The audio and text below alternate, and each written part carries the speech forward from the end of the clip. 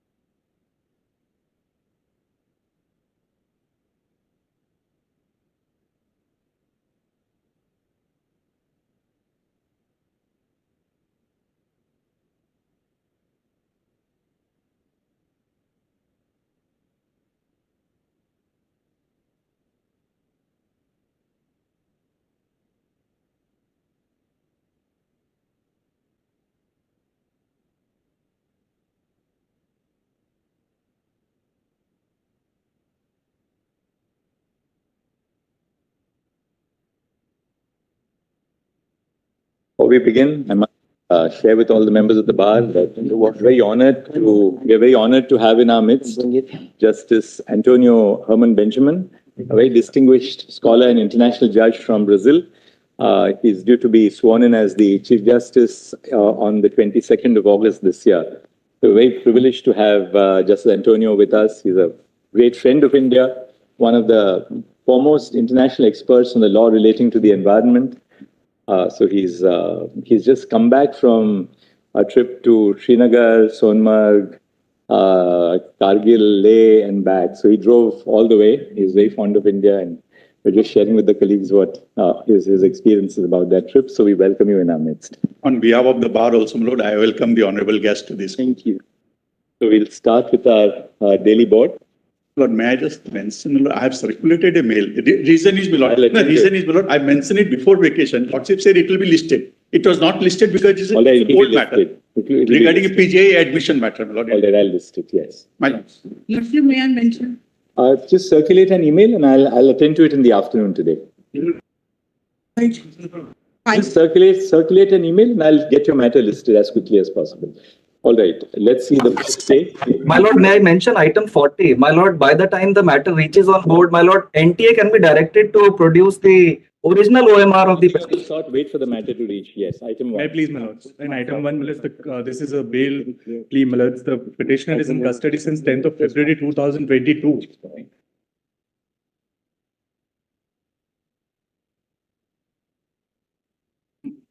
In possession, you were alleged to be in possession of 80 kilograms I of was coffee. not found on the location, my Lord. You are not. They say that your identity cards were found in the vehicle. Who has found the identity card, my Lord? You are not the registered owner of the vehicle. I am not the registered. I have placed it on record, my Lord. The registered owner says in his cross-examination, he has been cross-examined. The allegation is that the vehicle has been transferred in your favor. He says, but in the cross-examination, he says he cannot confirm if the vehicle that has been alleged to be found by the police is the same vehicle which he sold to me, even otherwise, my lords. All right, we'll issue notice here and keep it after 2 weeks. Serve the standing counsel for the state of Madhya Pradesh. I'm most grateful, my lord. Issue notice, returnable on liberty to serve the standing counsel for the state of Madhya Pradesh. He has been denied, Antonio.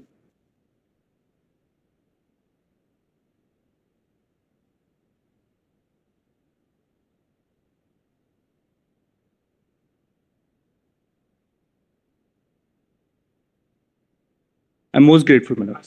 Item 2. Very short question is what is the There's a relevant? delay of 235 days. There is a delay, my lord, because Why of should the we condone the delay? My lord, there was. And look at it this way. When they first filed their claim before the tribunal in Madhya Pradesh, you objected to the jurisdiction of the tribunals relying upon the judgment in VA Tech. True, the judgment in VA Tech has been overruled subsequently. But at that stage, at your behest, he was sent to the arbitrator. You didn't object to his jurisdiction before the arbitrator. By the Honorable High Right. Court. But then you never objected before the arbitrator. Now there's an award. It's a matter of record that we objected only at the stage of 37, my lord. I cannot quarrel with that. We'll dismiss it. What we'll do is we'll dismiss it on the ground of limitation so that it doesn't become a precedent in any other case. And we'll keep the question of law open. There's a delay of 235 days in filing the special leave petition against the judgment of the Madhya Pradesh High Court dated 9 December 2022. Full stop. There is no satisfactory explanation for the delay. Full stop. Hence, the petition is dismissed on the ground of delay. However, we clarify that since the bar of limitation has intervened, it has not become necessary for this court to express any opinion on the question of law raised.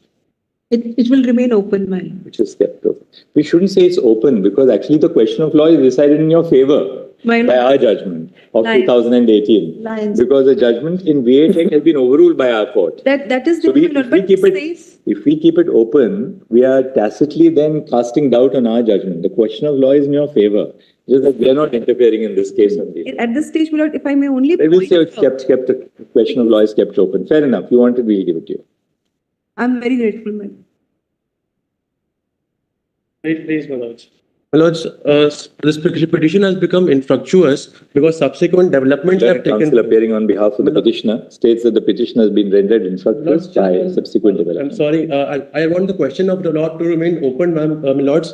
simply being, my lords, because this was the second petition, my lords, pursuant to a settlement agreement. That's all. And Lordship's court It's has always open quas. Nothing is concluded by us. We are just saying that it's infructuous. Item 4. my lords, it will ultimately, the matter will ultimately be the Lordship's court only. So I'm just. So it's always open quas. We are saying it's disposed of as infructuous. It can never bind a future bench. I'm very grateful, my lords. In this matter, admittedly, the NCLT finds that my claim and my allotment to the flat is reflected in the information memorandum, which is the basis of any resolution plan. And it is showing in the record. What about delay? Yes, my lords. On delay, my lords, admittedly, I am not present when this pronouncement is made. My lords, the matter is reserved 3 months back. It comes in a pronouncement, my lords. My appearance is not there. I have vehemently said that I was not present. It is uploaded, my lords, and What is the date on which it is uploaded? my lords, it is uploaded on 22nd of August 23, which limitation, excluding the certified. You were not copy. present. Were you a party? Yes, it was my application, my lords. On my application while reserving, But then if it's your application, yes, my lords. then can you say that I was not present? I don't know because. So, my lords, the arguments happened, the order stands reserved. But it is, not- when is the order pronounced actually? It's not pronounced at all. Not on the dates argued, my lords, not on the dates heard. It comes up in the list 3 months after for pronouncement. 22nd August. No, my lords, 11th of August. 22nd August is when it is uploaded and which is when I gain knowledge of the order. And I, my lords, file immediately. I filed the appeal immediately. Learned counsel appearing on behalf of the appellant submits that that in the application which was filed by the appellant, though the order was passed by the National Company Law Tribunal on 11 August 2023. Yes. The order was uploaded only on 22 August 2023. Hence, it has been urged that the appeal which was filed on the appeal was October 2023. My lords, 10th October 23. 10 October 2023 would be within the period of limitation of My lords, 61-2. the limitation.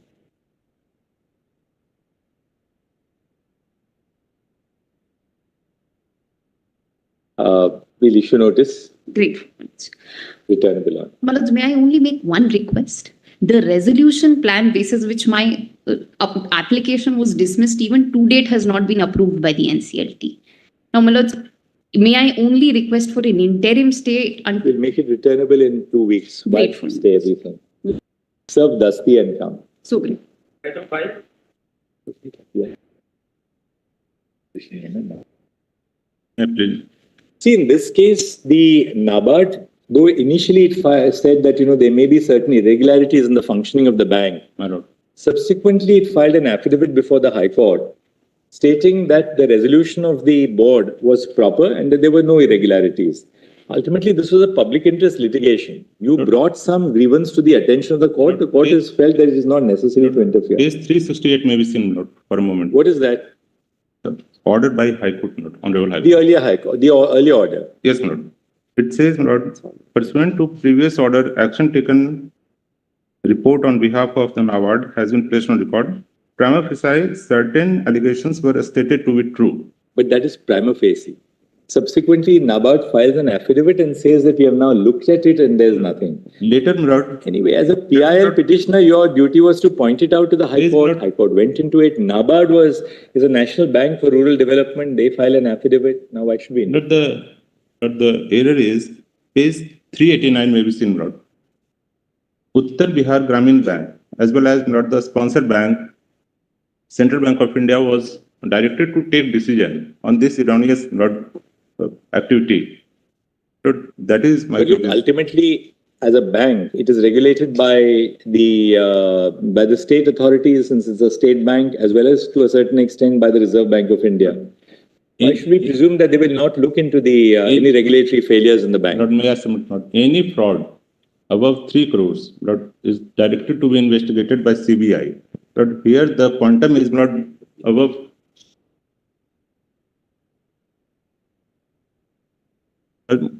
more than 500 crores. That is, Sir Counsel, we are referring to the affidavit filed by NABARD dated 21st February 2024, where the averment is that it is humbly submitted that as per the specific directions dated 18 January 2024 of this court, the instances pointed out in the special audit report were scrutinized. On scrutiny, respondent number 4 is satisfied with the resolution of the board of UBGB that the guidelines of fraud are not applicable to the present matter, audit report, and therefore the matter is not required to be referred to local police/CBI as per clause 9.1 and 9.2 of respondent number 4. Sir. initially, 13. I think we made our point clear. I think we'll not entertain it further. It is the PIL after all. Yes, dismissed. Item 6. Okay. Item 6. Yes, Mr. Raghunath, you are on the screen. Advocate Raghunath on the part of, on behalf of... Petition before the High Court for early hearing of your appeal before the DRAT. And now you are in the Supreme Court under 136. We're not going to entertain these kind of... Your Honor, my lord, this test will be against the order of the Honorable High Court, and there is no supervisor. There is no... about 24 hearings have happened. What do we do? The tribunals are... It's not that the tribunals don't have work. They have their own priority. Everyone. But my lord, it's a question of recovery of 208 crore rupees. No, but you are postulating that your case is the most important to be breaching the line or the queue. Other cases may be as important before the tribunal. Why should we expedite your case? We'll not do anything like that. Thank you. Dismissed. Well, this is a petition seeking appointment of an arbitrator. The clause of arbitration which finds place in the SPA was SHA, which was initially disputed by the other side, gradually accepted on an affidavit and recorded by the High Court in its order, saying that they were trying to mislead the court, but they've then accepted the existence of the SHA and the arbitration clause. We are only seeking appointment of an arbitrator because one of the respondents is a Sri Lankan citizen and the other is an Indian citizen, both of them being shareholders in the company, which was created pursuant to the SHA. My lords, I'm appearing for the respondents hearing. Let them supply me a copy. I'll come back in 2 weeks and give my no objection for the appointment. For the appointment of the arbitrator? Yes. My lords, after perusing the agreement, because there was a confusion about the agreement per se, the notice of invocation says the arbitrator. Fair enough. You're appearing for both the respondents, right? You're appearing for both the respondents. Yes. Fair enough. No, they have admitted the existence of he doesn't have a copy of the papers. He's on caveat. So I'm not on caveat also. I'm just appearing. Issue notice. Mr. Can I have your name? Karthik Malhotra. Mr. Karthik Malhotra, Senate Counsel appearing on behalf of the, states that he has instructions to appear on behalf of the respondents and seeks a short adjournment to take instructions. A copy of the paper book be supplied in the electronic form to the Senate Counsel for the respondents. List on. Should we keep it on Monday and finish it on Monday? Please, my lords. My lords, Friday. All right, next Friday. Next Friday. Very good. Next. Yeah. Man.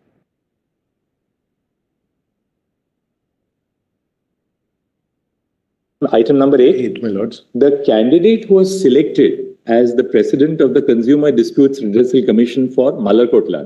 Sangrur. For Sangrur. The candidate who was selected resigned. Within 6 months. Within 6 months. In which case, you are the second candidate. You have no vested right for appointment. No, if the candidate does not accept the appointment, then the second candidate can say that, well, appoint me to the post. Once a candidate is appointed, then the select list comes to an end because the process is complete. Our submission was only this, my lord, that the OM says that if a person joins and resigns or vacates within 1 year, then, my lord, the merit list has to follow. In this case, my lord, the OM is there and the judgment of my lordship, 3 judges of this court have said. And my lords, this is since no, that's right, my lord. But my contention is that since this is a judicial selection, instead of going through a fresh selection process, my lord, people can, and I'm there in the merit, my lords. The government picked out all candidates who are lower in the list. That whole selection process in Punjab was replete with all kinds of difficulties. What I have done is, in my district, Sangrur, after Milord... Because the Punjab government thought that they can just pick up candidates who, are, suitable to them, overlooking the select list. So that's my case. When one resigned, they appointed someone who was not even in the list, who didn't even apply. I was there at number 2. They didn't call. Invalid, but he has no vested right. So here, he's R5, Milord. He's R5 here. I said so in my LPA. When the writ was pending before the Honorable Single Judge. Whom did they appoint? They appointed one Jot Karan, who was not even in the select list. No, Page 70 is the select list. But look at it this way. Yes, ma'am. Your plea was appoint you. You're not really concerned about his appointment. In the writ petition, it was appoint me. When the judgment is reserved in the writ petition, on that day, they appoint this person. I filed an LPA. I said, how can you appoint him? You have to appoint me. The OM is there in my favor. The 3 judges is in my favor. Did you ever challenge his appointment? In the LPA. Because in the writ petition, he was not appointed. He was appointed on the day when the judgment in the writ petition was reserved.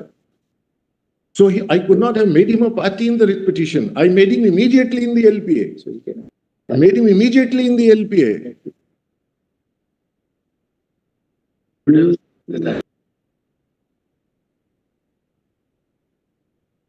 I made an application, and he's R5 here before your lordships.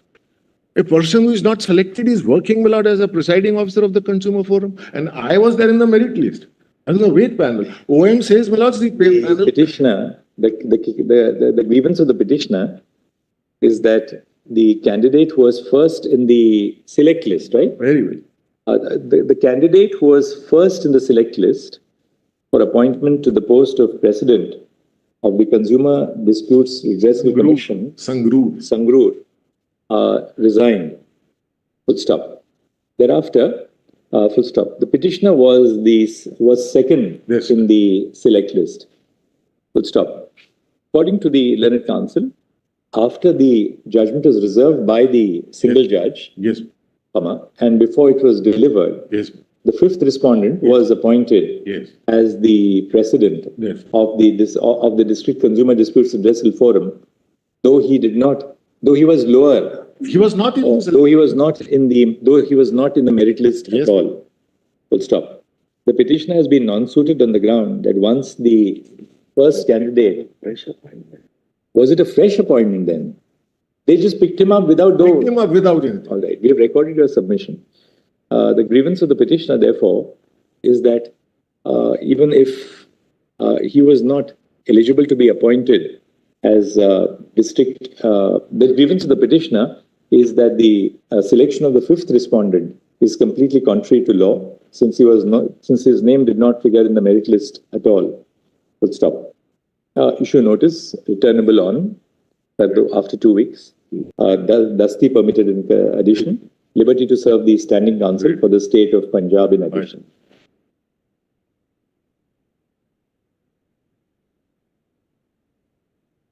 You have come here after 280 days delay.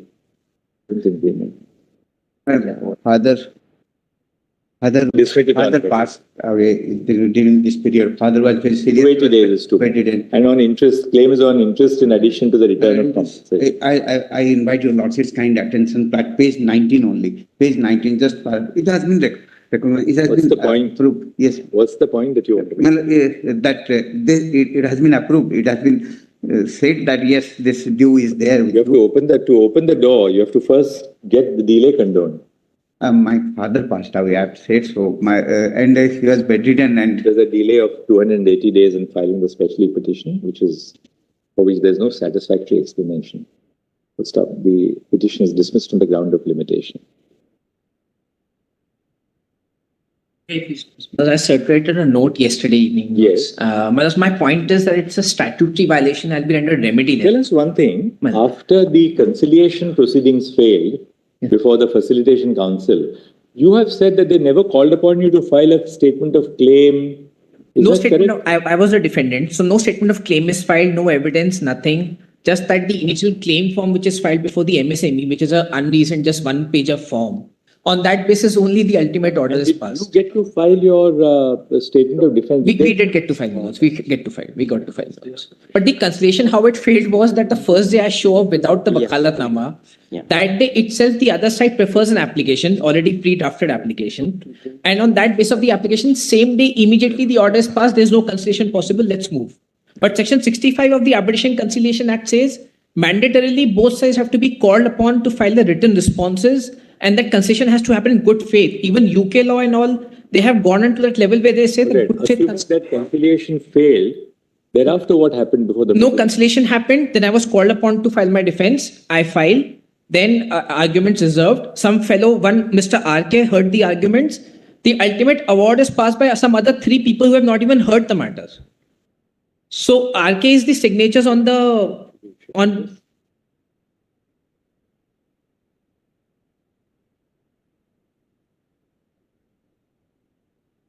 You have come here against which order?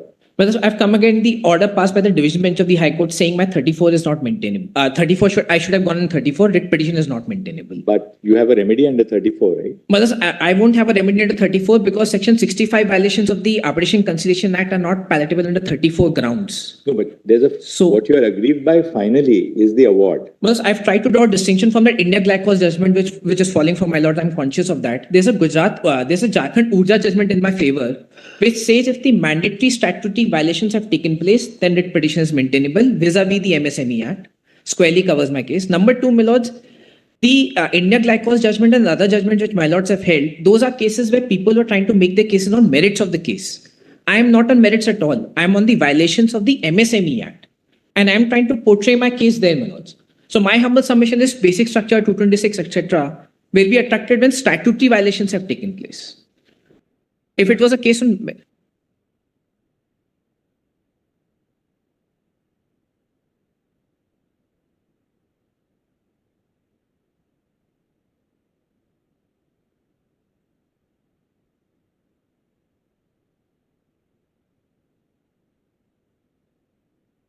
In fact,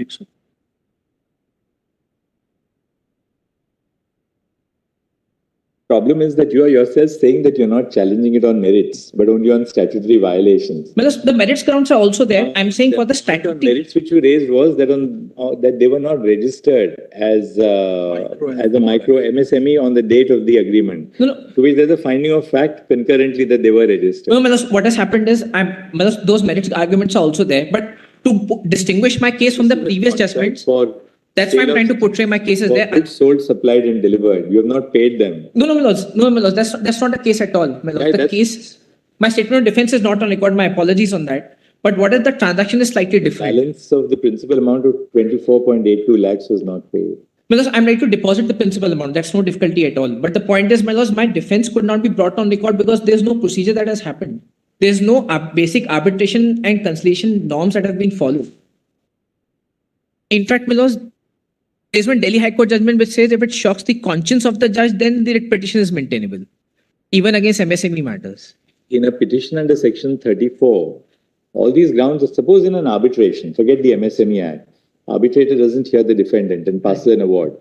Is that not amenable to a 34 application? I brought on, my lords, the mandatory provisions of Arbitration Act not followed, ground under 34, absolutely correct, my lords. But my lords, this is under the conciliation process of section 65 violations. So they may not be followed under the 34, my lords. On conciliation. And besides, my lord, one person hearing the matter, other person passing the award, who I don't even know. But why did you not choose to challenge the award under section 34? My lords, all these grounds are available. That's your ground is the violation of public policy. My lords, I'm only saying, my lords, that under the Jharkhand Urja matter, I'm squarely covered, my lords. Thereafter, it becomes an executable decree, right? My lords, may I say this, my lords? For the writ is that you don't have to deposit. My lords, may I say this, my lords? The Jharkhand Urja judgment which covers me is of 2021. My lord's judgment is of 2023. Leave it open to you pursue your remedies under section 34. I'm so grateful, my lords. The petitioner had an efficacious remedy of challenging the award of the Facilitation Council under the MSME Act by taking recourse to the provisions of section 34(2) of the Arbitration and Conciliation Act 1996. This was the matter, the High Court was justified in declining to entertain the writ petition under Article 226 of the Constitution. Hence, we are of the considered view that the grievances which are sought to be raised in these proceedings can be addressed in a petition under Section 34. Full stop. Any observations by the High Court on the merits in the impugned order shall not stand in the way of the petitioner taking recourse to the remedies to challenge the arbitral award. I'll be hit by delay, Milos, because now you can say you were bona fide pursuing your remedies before the High Court. What else can we say? Milos, we can't condone the delay, which is beyond now the 90 days. Milos, that's there, Milos, but that will be rendered me, Milos. It's a good case on merits, Milos. Milos have seen what has happened in this case, Milos. In fact, Milos, we have vested right in yours to their benefit. How can we obviate a limit set by Parliament? Milos, I understand that, Milos. Then really speaking, if it's barred by limitation, you should just dismiss it. Otherwise, your client will spend another round of. No, Milos, but Milos give me liberty, Milos may not fructify to my interest if the dead delay aspect is not covered. All right. But we'll not condone the delay here. You have to move. Milos may only observe that I may permit it to raise these points. That will be, Milos. You can always say that condone the, but we can't, because there's a maximum period which can be, which is condonable. We can't go beyond that, like the IBC, the Arbitration Act, etc. Condone the delay of 36 days in filing the SLP. There's no difficulty there. Then you can say I was pursuing my remedies bona fide before the Supreme Court. I'm in Milos' hands, Milos. Condone. Item 11.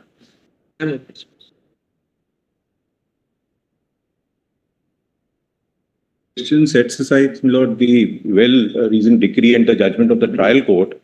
Para 15, my lord, it proceeds to record a wrong date contrary to what has been pleaded by the plaintiff himself. And then, my lord, says that we were at fault in not pinpointing it promptly. My lord, three things were missing from the impugned judgment. If your lordships may please see, my lord, page 1. You paid them 90% of the payment. That's right. Right. So the dispute was only in regard to the balance 10%. Lordship, please. So the High Court says first, the very fact that you paid 90% shows that the work was being executed. Now, question is still, I mean, you may still have a point that, there were delays or deficiencies on the part of the respondent. Where did you raise the issue of delays or deficiencies? No, my lord. We have said so in the written statement, coupled with the fact, my lord, there is a finding of fact that the work completed was only to the extent of 90%. And therefore, my lord, the learned trial court held this, my lord. Please have a look at page 175. So what evidence did you produce to establish that there were delays late? Yes. 30th of next year, P11, your lordships may see. Or my lord, lordships may please have an next year P12. Now, this letter, which we have pointed out, my lord, on 30th November 2012, the judgment in question says that you... But tell us what was the evidence which you laid? My lord, this was one of the letters, my lord, 30th November, and the rejection letters at document P11.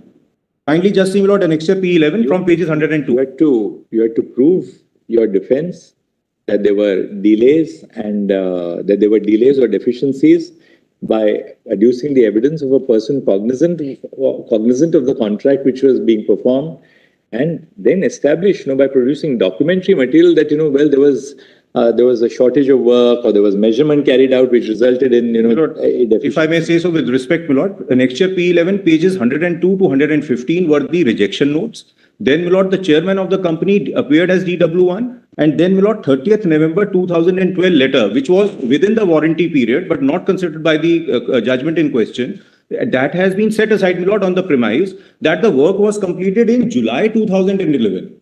But the plaintiff himself says that it was in 2012. Para 19, if I may just draw your lordship's kind attention, please have a look, my lord, at para 19, page 187.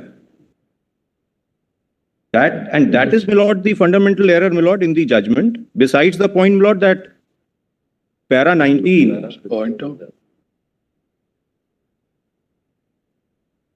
Ultimately, you are here under 136. I know, my lord. That's the problem. My lord, only two respectful submissions. First and the foremost, my lord, the evidence, etc., my lord, even the bills which were presented. The learned trial court has held that these were not actually the bills which were submitted or ought to have been submitted. They have not been proved. Then, my lord, there is a heavy discrepancy on my pointing out the deficiencies, because the High Court says, my lord... It's purely a matter of appreciation of evidence in our case for. Thank you. Right. This has to be tagged. This has to be tagged. Ganpati, Yes, my lord, this has to be done. Benami. But kindly see the tribunal's order for a minute. It's PDF. You are appearing for? Well, I'm on KV8. I don't know who the bearer. We've got other matters which are pending, so we'll. Well, kindly see, because ultimately the tribunal, I had gone an appeal. The tribunal has decided this issue only on Ganpati Realcom, not on merits. And with the liberty given that if review is allowed by the Supreme Court, please come back. Therefore, we'll tag it. The request is because ultimately, even my lords tag it. We've got other matters pending. No, I'm not saying no. It's not that they are remediless. Tribunal says if the review is allowed, please come back to us. That's liberty. We'll keep it here. On merits, ultimately, we don't want to follow a different course of action because this will affect other matters which are pending. So we should notice and chat. Have dismissed the numerous matters. We'll keep it. We'll keep it here. Yes. Well, ultimately, because my lord will be sending back to the tribunal. All right. Right. My lord, I'm humbly praying for a Passover, my lord. Tell us what the matter is about. You argue. My lord, the learned Solicitor General is leading us, my lord. So for us, you are the Solicitor General at this moment. Tell us what the matter is about. My lord.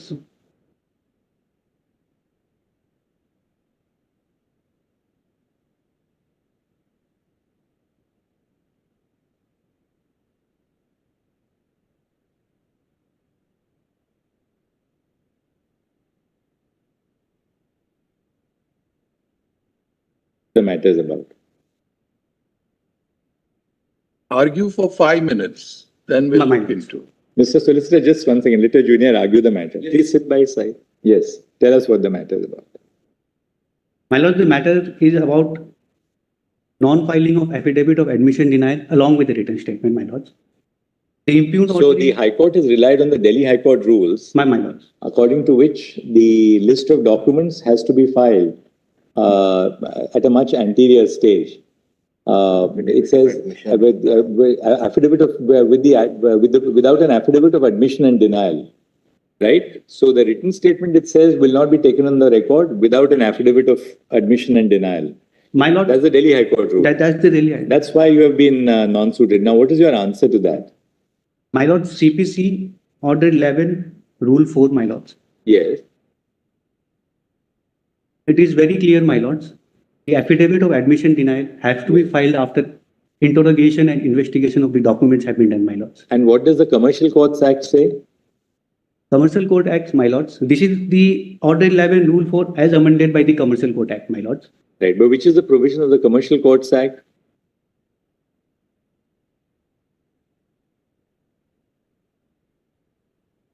My lord, the Commercial Court Act amends CPC. Which is the provision of the Commercial Courts Act which you are relying upon? Page 15, my lords, of the impugned order. Solicitor said 15, so you said 15. I'll issue notice. Oh, right.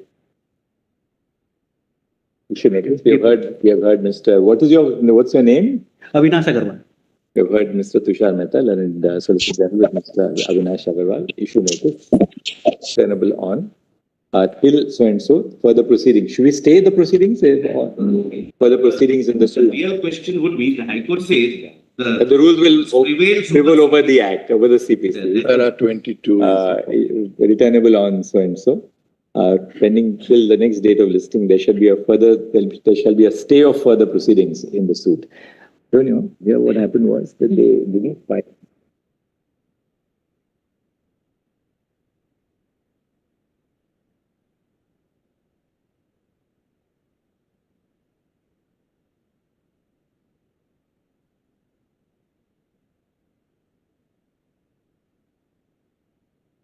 One 23 days will issue notice on bill.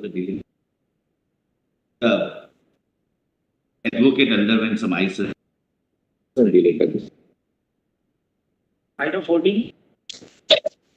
My lord, I beg to appear on behalf of the petitioner.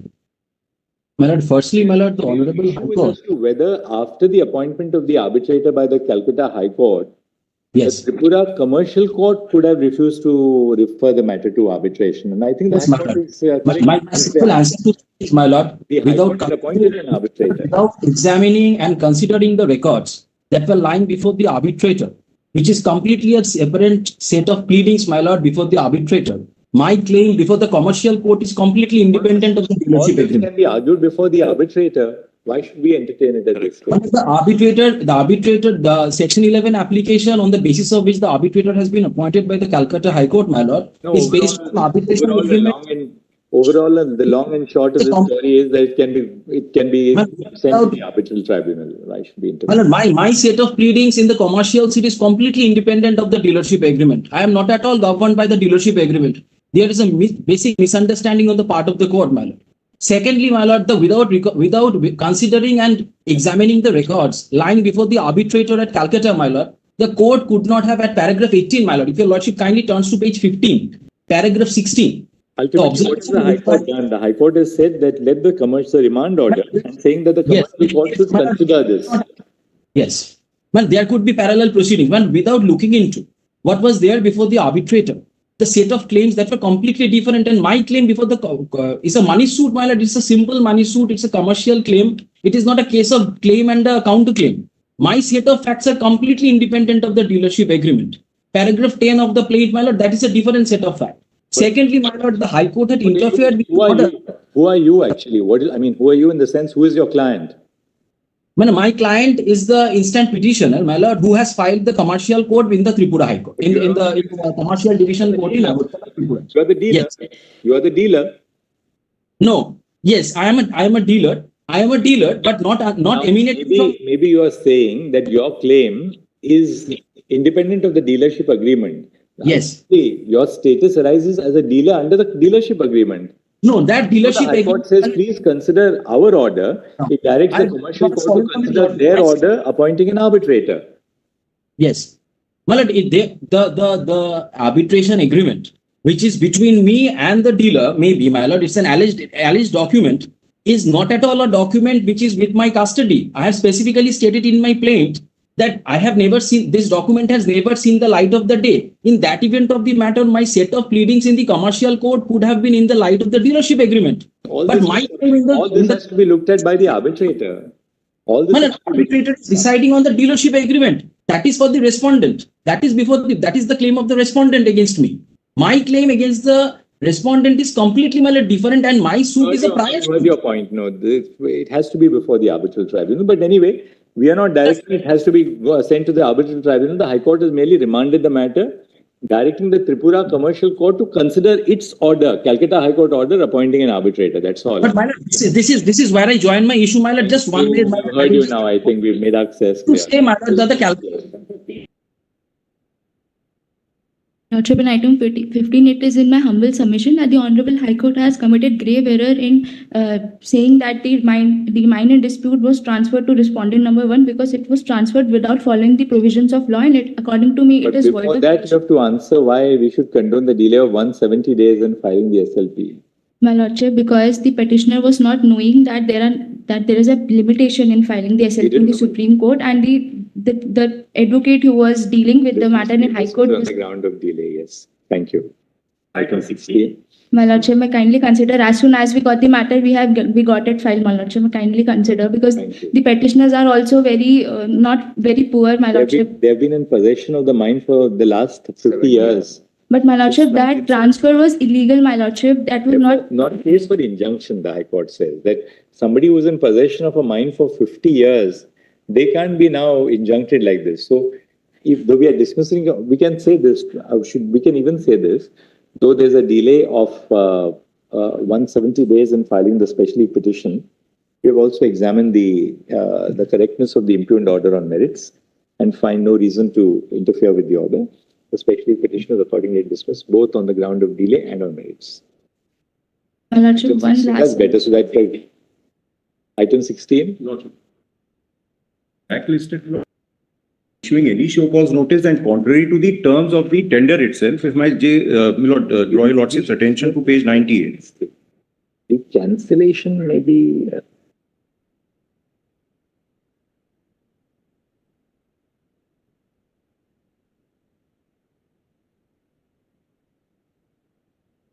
Learned Senior Counsel appearing on behalf of the petitioner submits that the petitioner was blacklisted for a period of 3 years from participating in the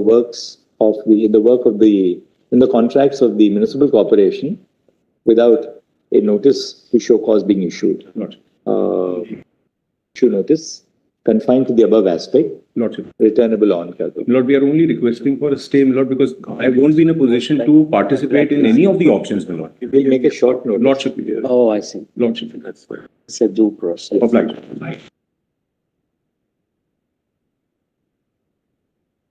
17 number of petitions have been disposed of by the High Court. All the matters are not listed today. They pray for a one time. But there's a 174 delay, 174 day delay here. No, as far as the first matter is concerned, there is 74.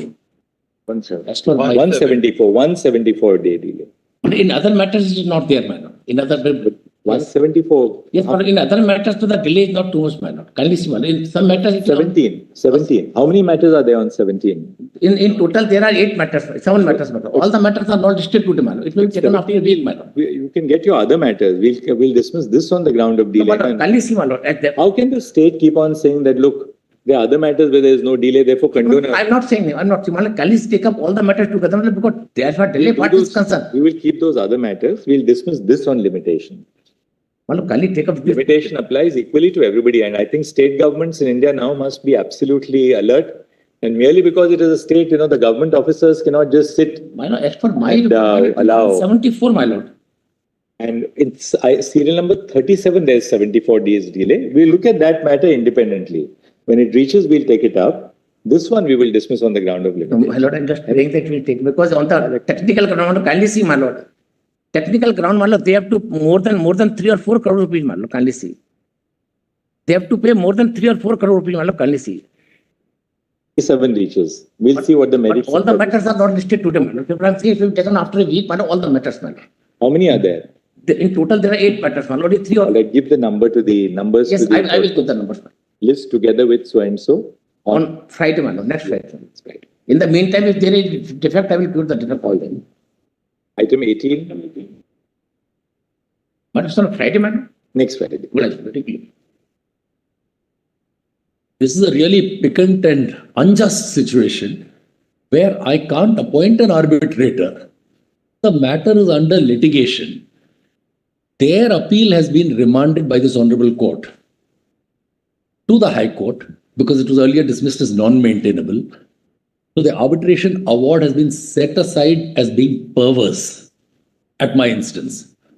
The arbitration award was set aside by the single judge. Section 34 judge? I think Justice Dhanuka's judgment. That's right. We had dealt with this. Justice Baldota's judgment. Justice Baldota's judgment.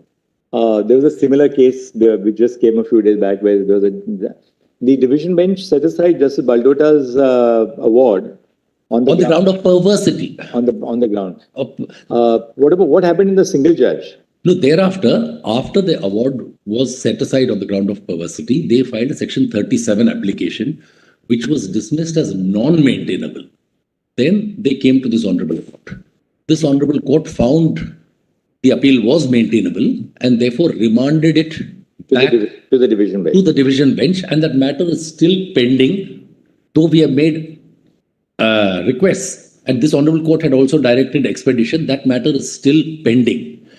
When, therefore, this matter is still pending litigation, and the situation is that a perverse award against me has been set aside behind my back, 2018, they enter into a development agreement with respondent number 3. This is not disclosed. It is disclosed for the first time in 2023, where when I discover by chance that a huge construction is being put up, I move an application. Mr. Ramchandran, what is the investment by your client? The investment by my clients is 22 lakhs in a matter of 1.5 crore at that time. The amount should not matter at all, my lords. That was the initial payment. If a construction has taken place, and now you have invested about 22 lakhs, he has paid 8 lakhs, the respondent number 3 has paid 8 lakhs. It can't go by the figures. It seems to have also been impressed by the fact that now impeding the development, the tenants on the property who are waiting for being rehabilitated. With respect, with respect, those tenants who are part of the original bungalow, it's not some resettlement scheme. It is a bungalow which is being demolished and a 15-story structure is being put up. The award against you in the arbitration right? The award in the arbitration. What is the actual award in the arbitration which was set aside? The award was that I'm not entitled to specific performance and I'm not entitled to damages, both of which have been set aside because the award has been held to be perverse. So the matter is at large, and I file a fresh Section 11 application for the reason now that this third party has come. This third party seeks to get impleaded in that appeal.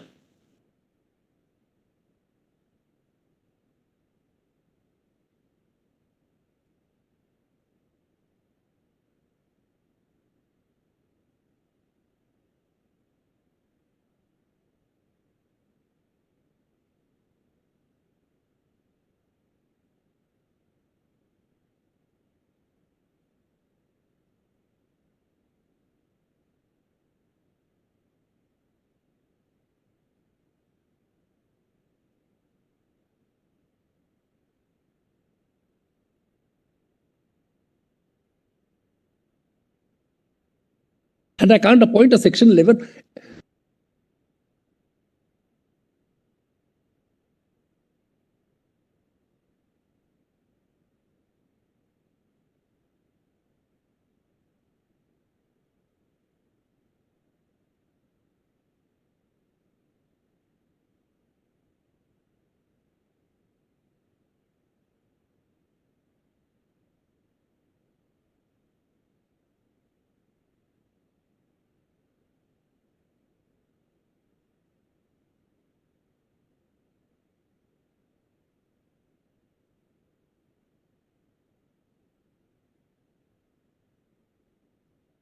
Award was that my claim was dismissed. My claim was against his reneging on the 2005 So your claim MOU. for essentially for specific performance Lordship. or implementation of the MOU, that was rejected by the arbitrator. The single judge set aside the award and just set aside the award simpliciter. Simpliciter. On the ground of perversity, but set it aside. Right. Therefore, fresh arbitration has to start. In any case, a fresh arbitration has to start. Immediately after the appeal was dismissed by the Bombay High Court, I filed a Section 11 application for fresh appointment of an arbitrator. The appeal is by the other side, of course. The appeal by the other side. When that appeal was dismissed, I filed a Section 11 application. But then this honorable court remanded the matter back to the High Court. So logically, even assuming that ultimately in the appeal, the award is affirmed, you still have recourse to a fresh Section 11. and that is not being allowed by the impugned judgment. That is what is not being They have allowed. created third-party rights in the meantime. Lordships, and they have created third-party rights. And when a fault is being found with me, We'll have to consider this because you have been non-suited even on your Lordship, please. Section 9 or something, we may or may not be with you. Section 9 minutes, my request is this. If behind my back, this agreement is entered into and not disclosed to the court, You're also a very big builder in Mumbai. Lordship, please. There's nothing behind your back. You see the whole construction coming up, and you said a big building is I coming happen back. Nothing is to behind your back. see it because I was passing that way. I'm not traveling on all the roads of Bombay every day. Minutes. I'm not traveling on all the roads of Bombay. This is not by this On Section 9, minutes, if your lordships are issuing notice, 11, perhaps you have a point that at least your remedy under 11 can be kept open. Depending upon the outcome of that appeal. Perhaps we'll see. On Section 9, my only limited prayer is this, as your lordships issue notice, let them not create third-party rights in favor of buyers. Let them not. We are issuing notice. We'll make a short notice. We don't want to issue an interim order without hearing them. Serve Dusty and come. We'll just rise, members of the bar will rise because our distinguished colleagues from Brazil have to go around the court and look at the facility. We just rise for 2 minutes. And before the learned visitor, Millards, rises with your lordships, I thought an anecdote, seeing your lordships encouraging a junior a few matters back. 48 years ago, Millards, in court number 2, Senior Justice Chandrachud was the presiding judge, and a 2-month-old lawyer, namely yours truly, was appearing before him, shaking with nervousness.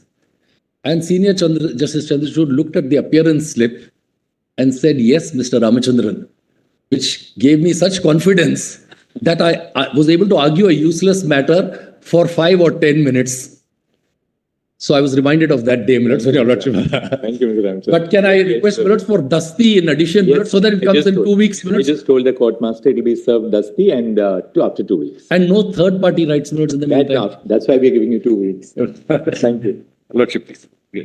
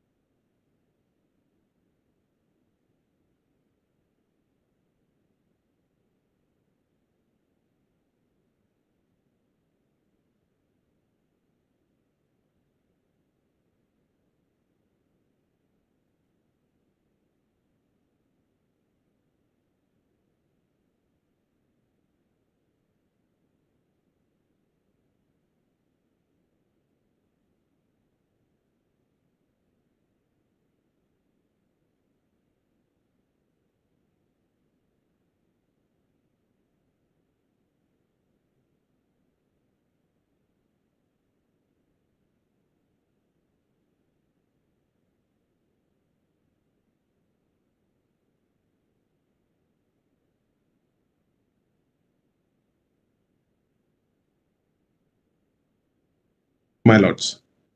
It's for enforcement of the right to information, my lord. An anomaly has arisen that. Just 1 second, Mr. Jain. You see, he says that rule 8.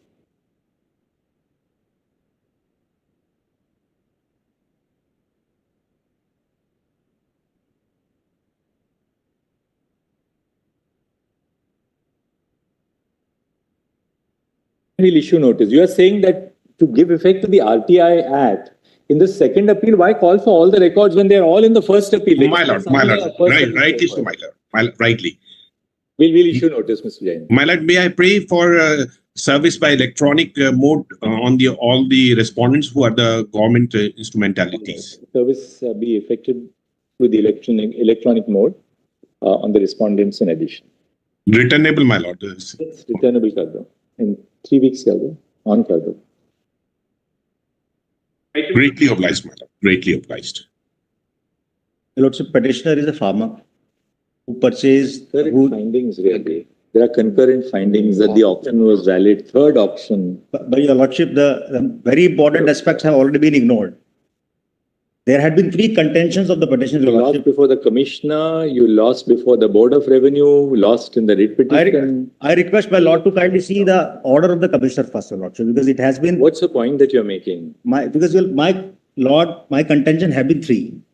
One, that my tractor, thresher and harrow were hypothecated along with the land of. How much was the debt? 25,000 rupees were paid from my side, Your Lordship. I took the loan of 1.5 lakh and my. Yes. Your Lordship, against this loan, these three equipments, along with the crop of 8.33 acre, land was taken as hypothecated, Your Lordship. Along with this, my land was mortgaged. Why?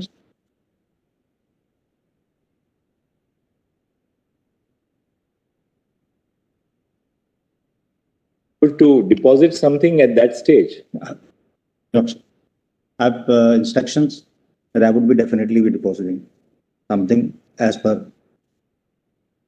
Which is the, who's the bank? Allahabad Bank? Allahabad Bank.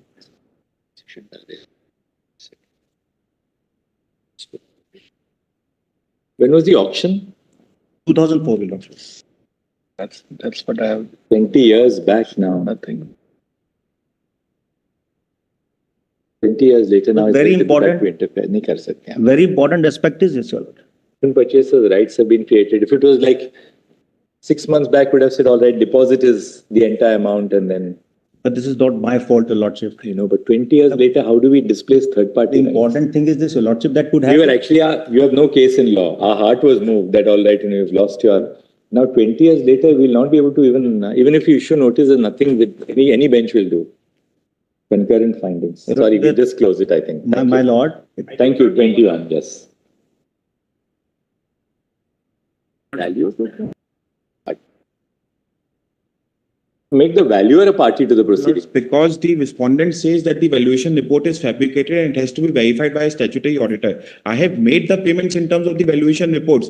The tribunal says that there is no pleading to the effect that the valuation report has been denied. Where is that? Because there is a independent of that, you can. Why do you require the valuer as a party? Milords, only to bring, Milords, we want to hear it from the horse's mouth, whether the valuation, Milords, it's a substantial question of Milords, in a summary jurisdiction, when the matter has to be decided on the exchange of affidavits. So we'll not interfere. There's nothing for us in a substantial question. Milords, the FD of 2 lakh rupees has been directed to be deposited. That condition may be deleted, Milord. By 11 January order, Milords, I have been asked to deposit a 2 lakh rupee FD just in case the tribunal finds later on that the valuation, that the R7 was unnecessarily treated as a party. I will be directed to. That condition may be deleted.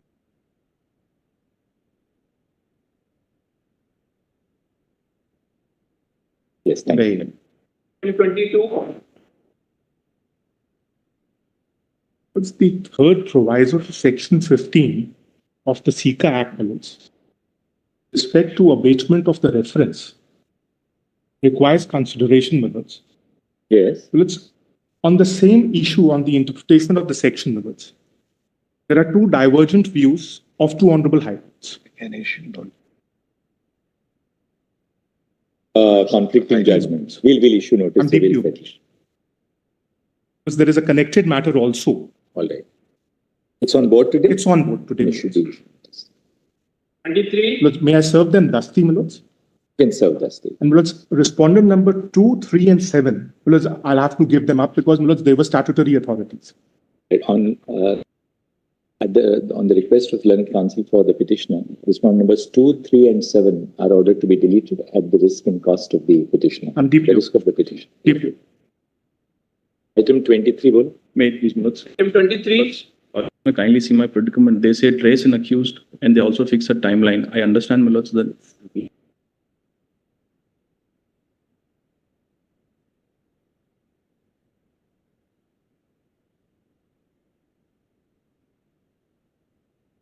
the Central Bureau of Investigation is aggrieved by the order of the High Court, which requires it to track a convict and to apprehend him within a stipulated period. Milords, first they say 3 months. Thereafter, the second impugned order, Milords, from 10th of January, they say you do it within 8 weeks.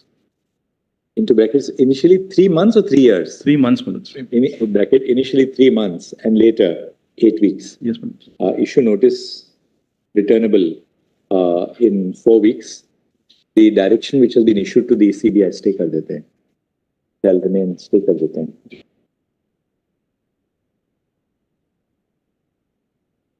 Shall remain, stay. Grateful, deeply grateful.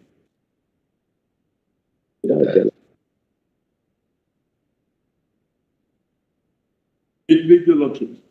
Lordships, there is a delay 48 days in depositing a cost fees, which has been deposited last year instead of 30. You have deposited, the amount has been deposited. It has been transferred to. The delay in deposit of costs, Mr. Surat Singh states that the cost of rupees 5 lakhs has been deposited. Last year, lordship. Go with a delay of 48 days. The delay is condoned. Yes. Grateful, lordship.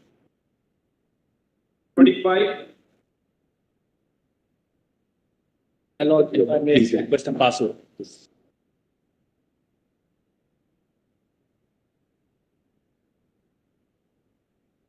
Allowed in item 25, if I may request a password. I'm being led by Mr. Akhil Sibbal.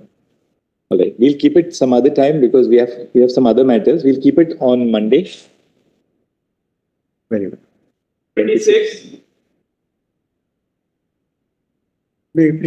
Clear abuse of process of law matters. Fine. The quashing application has been dismissed on the ground that you are running an unregistered finance. General allegations, but that is not the case.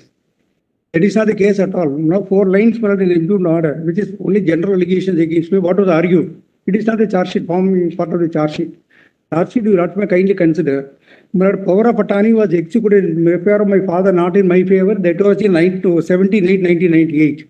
My father sold the property on 12/7/2001. The purchasers are in possession of the property from 2001 onwards. In 2017 and 18, 3 civil suits were filed, one by his daughter, one by his sister and other. Questioning the very same sale made by the first accused. Those suits are pending in which he remained ex parte in 2017 and 18. Then in 2019, he makes a complaint. Clear abuse. After.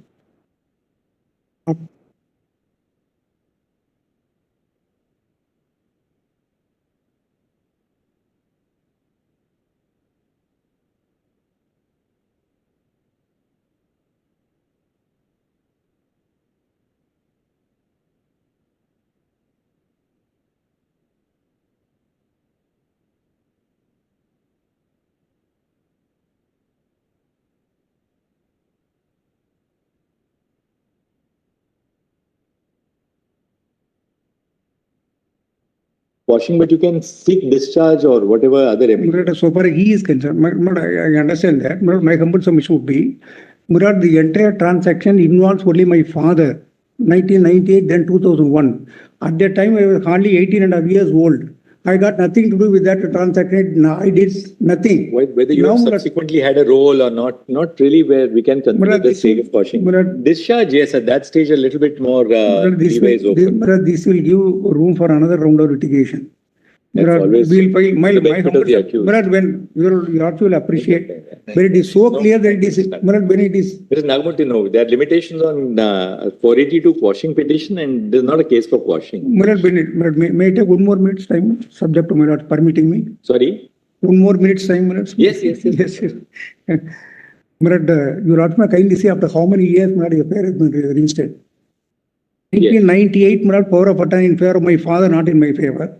My father sold it in 2001 to third parties. Third parties have been in possession all these years. In 2019, a complaint is made. At the time of transaction 1998, I was hardly 18.5 years old.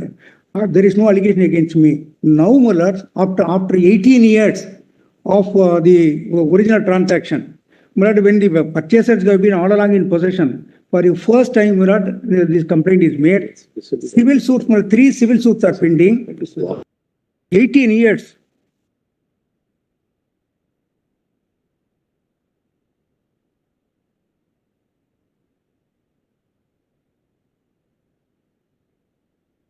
You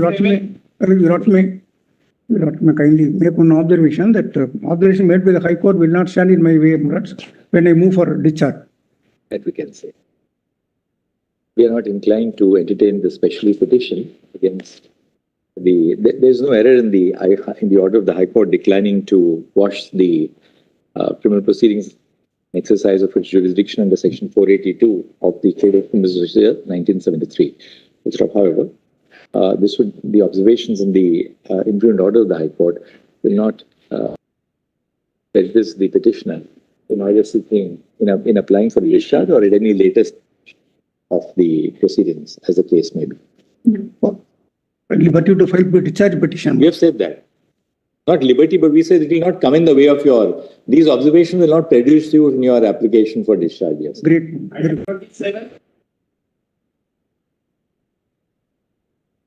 Now you are expanding it not just to Delhi but to the rest of the country. My reason, my lord, I have my own reasons, my lord. Who's appearing for the Union of India here? Notice was issued by Justice Arun Mishra and Justice M.R. Shah in 2019.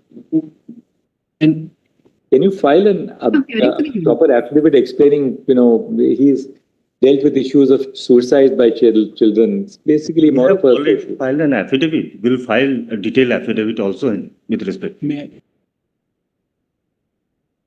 Learned Counsel appearing on behalf of the Union of India states that response to the petition, a comprehensive affidavit of these steps which are being taken to allay the grievance in the petition shall be filed.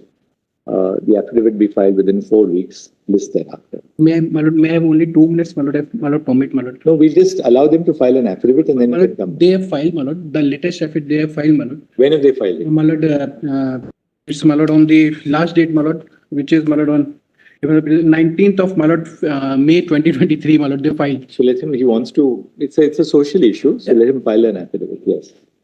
Grateful. A specific date may be given, my lord. Yes, yes. Yes. I beg to appear, my lords. We have compiled a chart of 28 states and UTs who have filed an affidavit here. It doesn't have 8 states and UTs, actually 3 states and 5 UTs, my lords. May I hand over? On the implementation of the Nalsa judgment. Yes, so we've culled out from their affidavits, my lords. Some of the states have not filed affidavit, your lordship. 28 states and 3 UTs. states and 5 UTs have not filed an affidavit. 8 have not filed, my lords. 8 total. States and 5 UTs.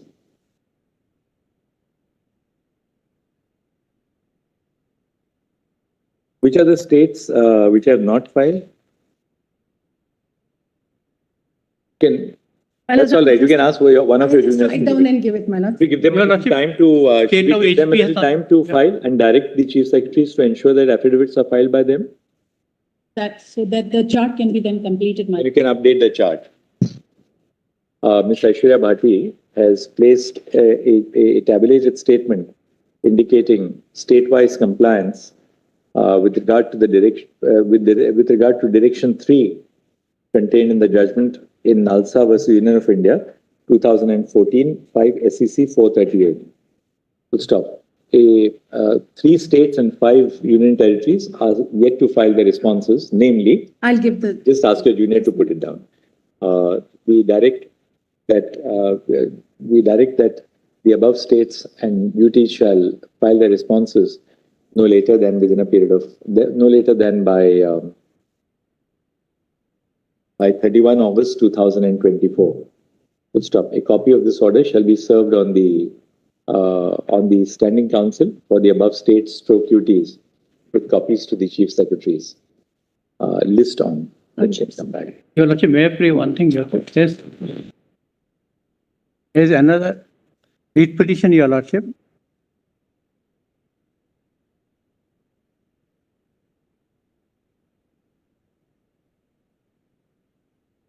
Your lordship,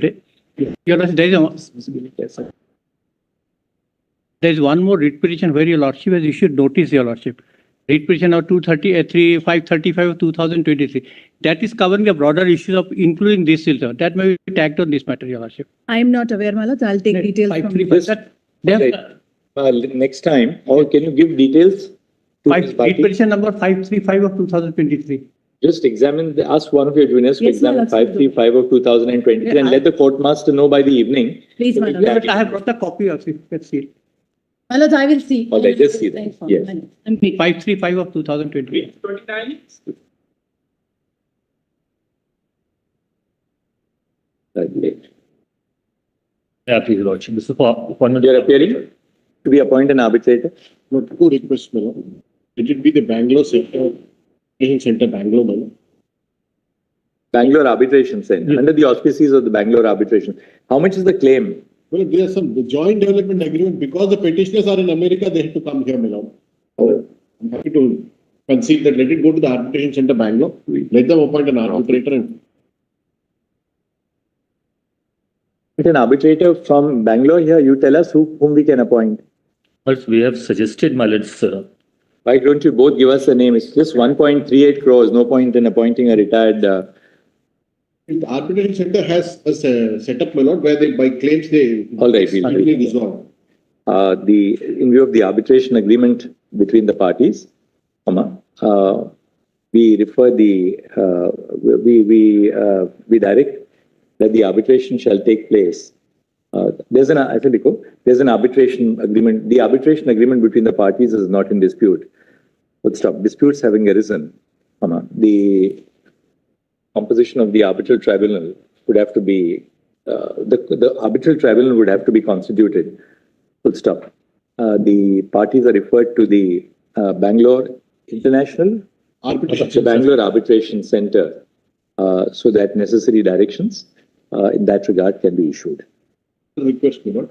Respondent's name has undergone a change. It has become an LLP. My friend wouldn't know, but all right. The name of the respondent having undergone a change. I'll write it and give it to Learned Council liberty to amend the liberty to amend the petition. Amendment be carried out during the course of the week. Just give it to him so that he can, and then the order and petition disposed of. we'll do it, my lords. Grateful.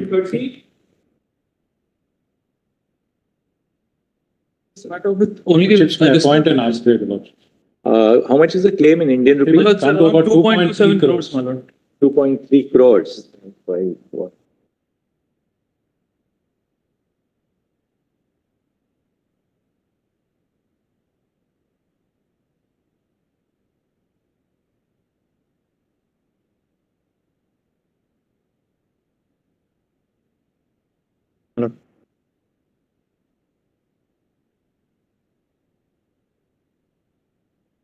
We are appointing you as an arbitrator in one matter. Yeah, please look at it. But one more request. The place of arbit is Indore. Indore in Madhya Pradesh. That's all right. You can do it online now. All arbitrators do their arbitrations online. If your lordship permits, we have suggestion for few names. If your lordship permits. Yeah, we will appoint now. Yes. Admittedly, there's an arbitration agreement between the parties. But stop. We appoint Ms. Mayuri Raghuvanshi, counsel, as sole arbitrator under the Arbitration and Conciliation Act 1996. But stop. The sole arbitrator shall be at liberty to fix her fees in consultation with the parties. But stop. Parties have agreed that to the extent feasible, the arbitration proceedings would be conducted online. Subject to the directions of the arbitrator. Item 31. अच्छा है ना छोटे-छोटे claims हैं and these people.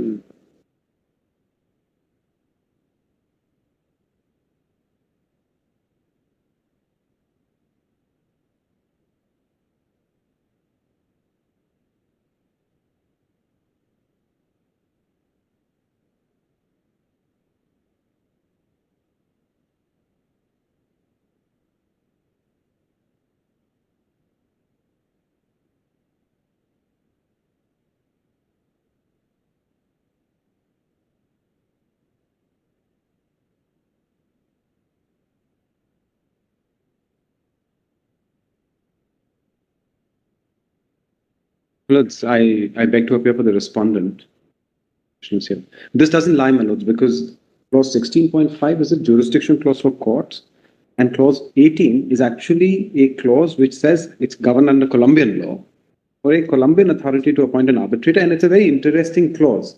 It's actually a med-arb clause. Let's see, I've got it here. Let's see. If your lordships will come to clause 16.5 first, which is at page 41, which falls under the head sorry, page 42. In fact, it falls under the head miscellaneous. Miscellaneous is at clause 16, which is at 41, and 16.5 is at 42. It says the agreement shall be governed by and construed in accordance with the laws of India, and all matters pertaining to this agreement or the matters arising as a consequence of this agreement will be subject to the jurisdiction of courts in Gujarat, India. That's one clause. Now, please have a look, Mulod. It says arbitration will take place in Bogota. Correct. Now, this is very interesting. Mulod. It's actually a very interesting clause. If your lordship sees the first paragraph of clause 18, it talks about a conciliation. So it is it's a non-mandatory provision, says parties are, if they want to go for conciliation, they can go for conciliation in accordance with the rules of the arbitration and conciliation of the chambers of commerce. If conciliation is not successful, it will be committed to arbitration by either party for final settlement in accordance with the Arbitration and Conciliation Center of the Chamber of Bogota. I'm deeply grateful, and if your lordship was to please see with the wordings, it's very interesting. It is what is unresolved in the conciliation that goes for arbitration. Now, they haven't even gone for conciliation. So if you haven't even gone for conciliation, and it's a matter, in fact, in my respectful submission, your lordships has some judgments under Indian law on this issue. One is Jagdish Chandra and one is your lordship, my lord's own judgment, which I would say your lordship should not even apply here because this is a Colombian law governed clause. Please see the bottom of it, because it's very clear that it says it's Colombian law. So I would, in fact, hesitate in even interpreting this clause under Indian law. It's not for us to interpret. So my respectful submission should be that this section 11 should be dismissed. They seem to have lost interest. Will you dismiss it in default? I'm deeply grateful. Yes, ma'am. Because after your counter, nobody is appearing. If they come, we'll see. We'll restore it and hear you then. I'm deeply grateful. Yes. 32. Obliged, please.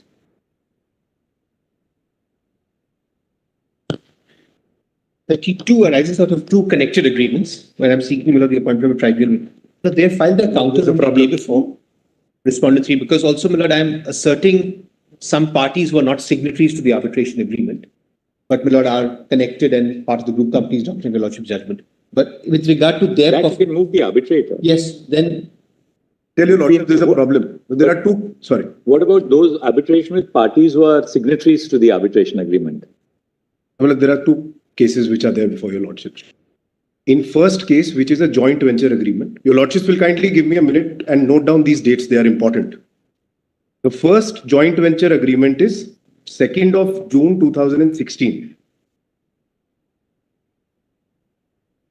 This is in arbitration petition number 47, which is item 32.1.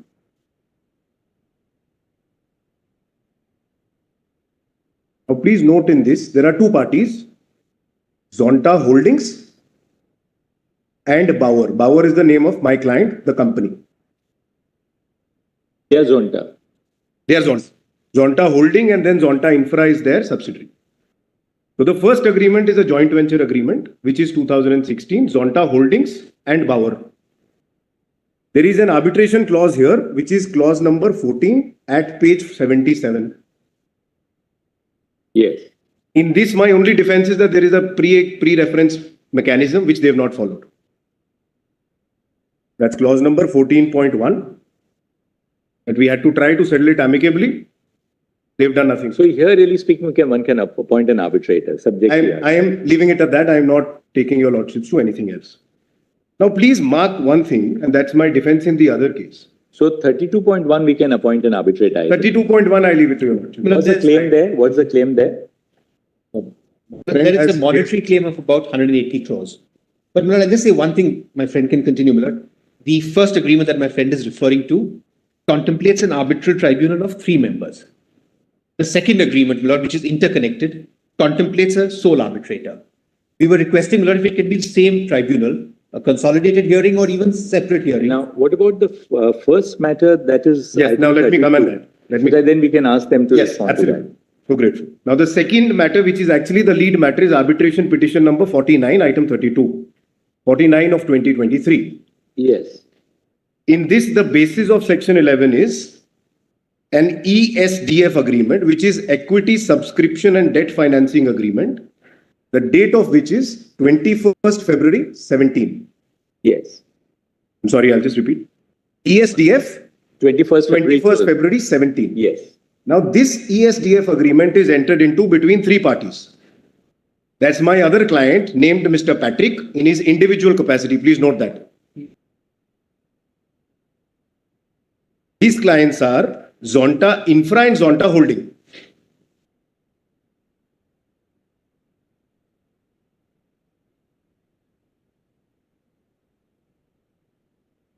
Now, as the names of the contract suggest, the first contract is whereby both of us agreed that we'll have a joint venture company and we will engage into XYZ.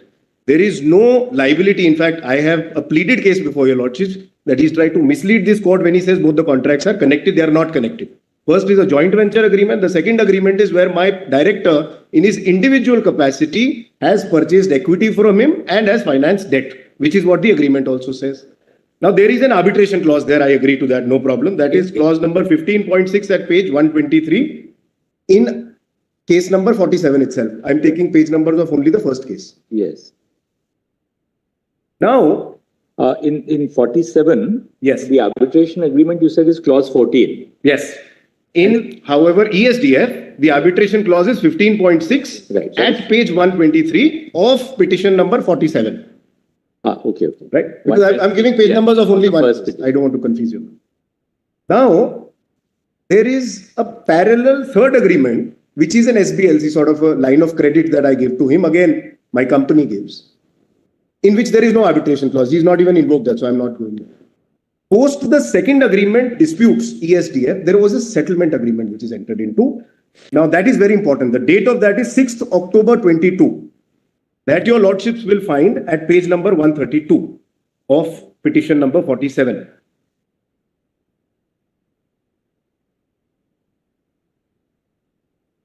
What he does in the, what he does in the settlement agreement is he says that, yes, I will pay you this money in XYZ period. There is no arbitration clause there. He wants to go back to the parent agreement, whereas my settlement agreement says that the previous contract is over. Please have a look at that. Now, that specific clause. Settlement agreement yes, says that which contract is over? The ESDF. The ESDF. Yes, clause number 13, page 135. Please have a look at that. That's the most important clause of petition number 47. Clause 13, page 135.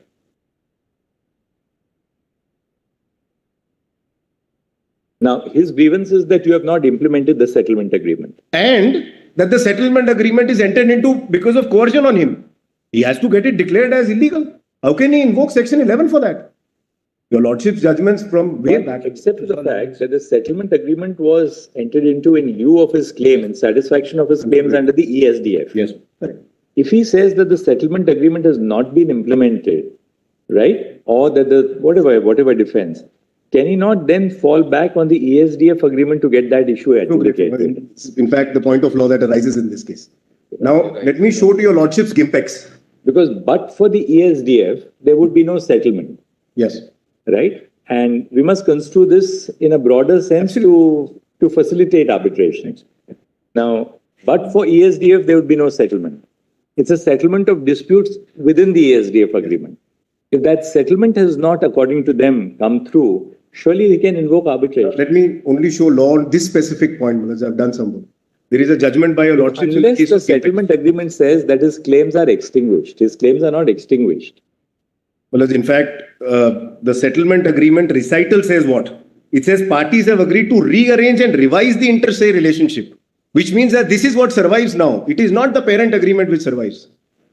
The SPLC as well as the ESD. It's an ovation, sir. Yes. So once novation occurs, I'm challenging. That's again for the arbitrator. And they're challenging it on the ground that I'm really never a party to that. So whether it was by coercion, not by coercion, for the arbitrator. My submission. So what we'll do is this. We'll appoint an arbitrator now. Now tell us what is the claim in both the matters. Their claim is some 400 odd crores. I am the one who's pocketed out of money. They've not paid me back. There are allegations of siphoning against the Indian party. And now they say that they have a 200 crore claim. I'm not getting into the merits, I don't want to. So whom should we appoint? I apologize. Yes. Comment number 3 is not the ESDF or to the JV agreement or to the BLC. A party in the settlement. My role in the entire. All right, 1 second. Now, who are in the second matter, namely 49, ESDF agreement is between, you said it is between the petitioners Zonta Infra and Zonta Holding. Yes. Then you And said, Patrick. and Patrick in his individual capacity. Patrick in his individual capacity. That's all. That's all. No, my lord. Nobody else. These are the three In parties the- to the ESDF, what your lordship just narrated. Right. The two petitioners and Patrick. Right. Patrick, my lord, is a shareholder of a family company called Bauer, which is the respondent in the other petition, which is the joint venture partner. This joint venture, my lord, was formed only to make supplies to Zonta Infratech, to the petitioner. And Bauer is the company of which Patrick is a shareholder in his individual. Yes, and director. So in so far as what the way we understand it is, in the first case, yes, which is actually the second case, 32.1, yes, there's an arbitration agreement between Zonta Holdings and Bauer, the German company. Please. We'll appoint an arbitrator there. Please, my lord. In the second case, we'll appoint an arbitrator as between Zonta Infra, Zonta Holdings and Patrick. Yes. We will appoint the same arbitrator in both cases. I'm grateful. You can apply it before the arbitrator for impleading Bauer. Yes. Because look, Bauer it's a family company. You can move that because that's consistent with our judgment in the group of companies doctrine. But I must just clarify when you're Us now, sort of going behind the veil and, But anyway, the tribunal has to decide it, whether I have to implead them or they stand impleaded and get. But may I just make one clarification so I'm not... Protect your client. We'll protect your client. Right now, in the second matter, or really the first matter, we'll appoint an arbitrator in the dispute between Zonta and Patrick. And the issue as to whether any other party should be impleaded, we'll leave open for the to be urged before the arbitrator. So that will protect your client. Today, because otherwise we'll have to decide the issue. We'll have to decide your defense, which will take us at least, another hour, because we'll have to look at facts. We'll have to see what was the conduct of the parties, whether there was a representation that you would be buying, that you were the person standing behind. Let the arbitrator decide that. Yeah, that's better. Yes. So now tell May I make just one clarification, sir? so many of these cases, we have been appointing, young junior counsel in our court as arbitrators because, they're commercially wise and, we can, tell us now, you want because of this, he says his claim is 180 crores. Should we appoint a former judge? Do you want a counsel? Would your lordship consider, I know the seat is Bangalore. I think most of the parties are Bangalore. So when your lordships are considering... I am in Germany. Whether it's Bangalore or anywhere else. Yeah. So then should we refer it to the Bangalore Arbitration Center? Let them appoint. There's a Bangalore Arbitration Center. Let them appoint.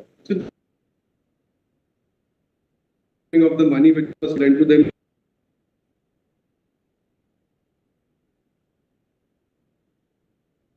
Nothing on that. Please clarify that. Yes. Please clarify. We'll say. Find a court petition disputing.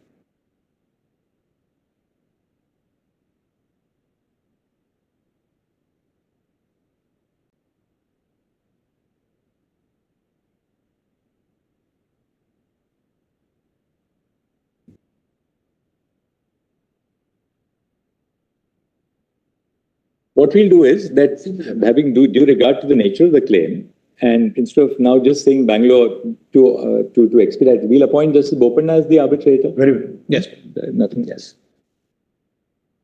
Your lordship may even do that perhaps with the consent of the parties because that second matter, just to clarify, my lord, should we appoint the Justice Bopanna arbitral clause requires by consent, subject to reserving your rights. My right that there is no arbitration clause, I want to argue that. Right. If not here under 11, at least before the arbitrator. Right. And the rights of my learned friend's client to say that he should not be impleaded. That your lordships are not doing to. Right. Arbitration petition 47 of 2000 that's a little order. Two arbitration petitions have been instituted under section 11 of the Arbitration and Conciliation Act 1996. Arbitration petition 47 of 2023, correct me if I'm wrong in any interpretation. Arbitration petition number 47 of 2023 it pertains to a joint venture, arises from a joint venture agreement dated 2 June 2016 between Zonta Holdings and Bauer. All right? It's now called Zion Holdings. Zonta Holdings changed its name. Zonta Holding, is it Zonta Holdings Limited or Zonta Private Limited, now called Zine. Zonta Holdings Private Limited, into brackets, now called Zine Holdings Private. Can you just give that? I'll do that. Just ask the juniors to. So that and it's also Bauer GmbH, so I'll write all those names. And Bauer GmbH. But stop. The arbitration agreement is contained in clause 14 of the JVA. But stop. Arbitration petition, the arbitration agreement is not in dispute. Arbitration petition 49 of 2000 the arbitration petition 49 of 2023 relates to an equity subscription and debt financing agreement into brackets ESDF agreement dated 21 February 2017. Full stop. The arbitration agreement, the ESDF agreement is between Zonta Infra and Zonta Holdings. Yes. We'll give your lordship the full name. Yes. We'll give your lordship the full name. I'll do that. But it's Zonta Infratech and Zonta Holdings. It's Zonta Infratech and Zonta Holdings Private Limited. Private Limited. And Mr. Patrick Bauer on the other hand. Full stop. The arbitration agreement is contained in clause 15.6 of the ESDF. Full stop.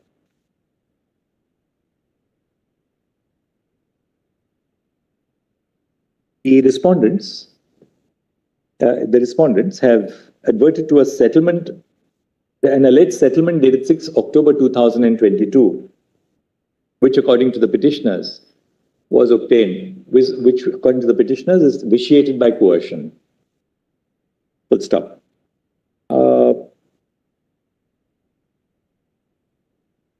In both the cases, the existence of the arbitration agreement is not in dispute. Full stop. However, in arbitration petition 49 of 2023, apart from Mr. Patrick Bauer, there are how many other parties? Two other parties who contest, who dispute the maintainability of an arbitration against them on the ground that they are not parties to the contract. Full stop. With this backdrop of the dispute, we are of the considered view that the arbitration petitions under Section 11 of the Arbitration and Conciliation Act 1996 can be dealt with by constituting an arbitral tribunal comprising of a sole arbitrator. Full stop. It has been agreed that instead, in place of a three-member arbitral tribunal, the appointment of a sole arbitrator would subserve the ends of justice. Full stop. In that view of the matter, we appoint Mr. Justice A.S. Bopanna, former judge of the Supreme Court, as sole arbitrator. Full stop. The arbitrator shall fix his fees in consultation with the parties. Full stop. However, it needs to be clarified that the reference to arbitration in arbitration petition 49 of 2023 shall be as between the petitioner and the first respondent. Second respondent. You are the second respondent or the first? First and second. Patrick Bauer is the respondent too. You are the second respondent between the petitioners and the second respondent into brackets, Patrick Bauer. The issue as to whether any other parties are liable to be impleaded as parties to the arbitration agreement is left open to be determined by the arbitral tribunal. Your Lordship may clarify, your Lordships have expressed no opinion. Obviously, they are not expressed. But similarly, if your Lordship observes something, it affects parties. Of course, the criminal proceedings are not impacted by an arbitration. The standard is, this is a private tribunal, that's a criminal proceeding. The standard of proof is different, the nature of investigation is different. We don't have just one request, and that is important. Yes. The disputes are only arising out of these two agreements, because what they've tried to do is they are trying to cloud the second petition, which is 49, to also include SBLC, where there is no arbitration clause. So please specify that it's only with respect to these two, because my case in SBLC is that they've siphoned off funds. The dispute, the disputes which have been referred to arbitration in the above terms pertain to the JVA dated 2 June 2016, and the ESDF agreement dated 21 February 2007. The petition for great. Obliged. Item 33. Your Lordship, may I beg to appear for the respondent in this matter?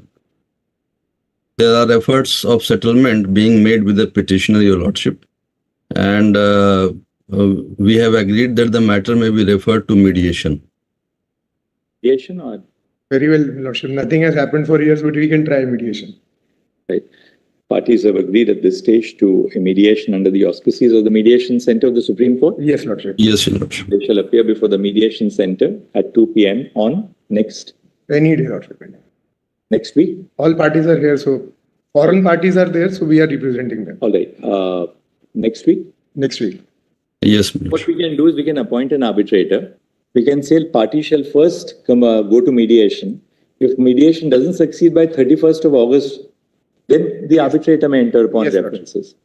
All right, that's what we'll do. Deeply obliged. The arbitration agreement between how much is the claim? This is a claim of possession first. This is a commercial property to be delivered. There are mean profits as well. So that is to be determined. So whom should we appoint? May I suggest Justice Bhatt in this case, Lordship? All right, we'll appoint Justice Ravindra Bhatt. In view of the arbitration agreement between the parties, it has been agreed that a sole arbitrator may be appointed under the Arbitration and Conciliation Act 1996. But stop. Shri Justice Ravindra Bhatt, former judge of the Supreme Court, shall accordingly stand appointed as sole arbitrator.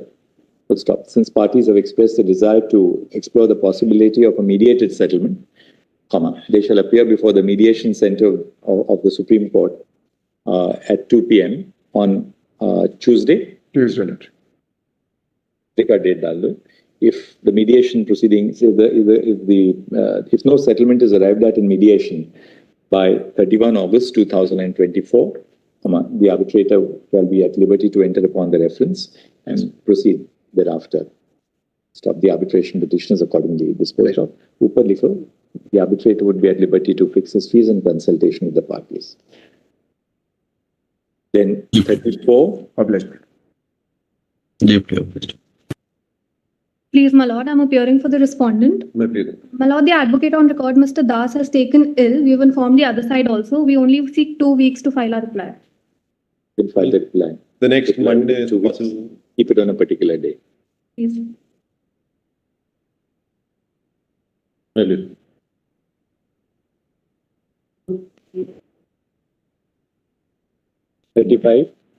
My lord, I appear for the petitioner in item 35, my lord. This is a matter, my lord, where I have invoked the group company doctrine, my lord. But I have been served with the reply of the respondent number 1 only day before yesterday. I am seeking to file a rejoinder, my lord, to bring on record documents showing conduct and commonality. Are you a party to the arbitration agreement? I am, my lord. I am respondent number 1. My friend is for respondent number 2.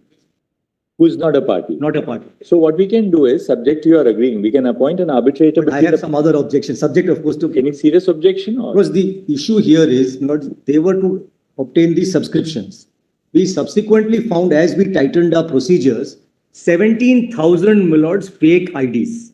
So there are criminal complaints also filed. My concern is, A, there is criminality. Now the purpose of this arbitration is perhaps not his 5.5 crores or whatever he wants.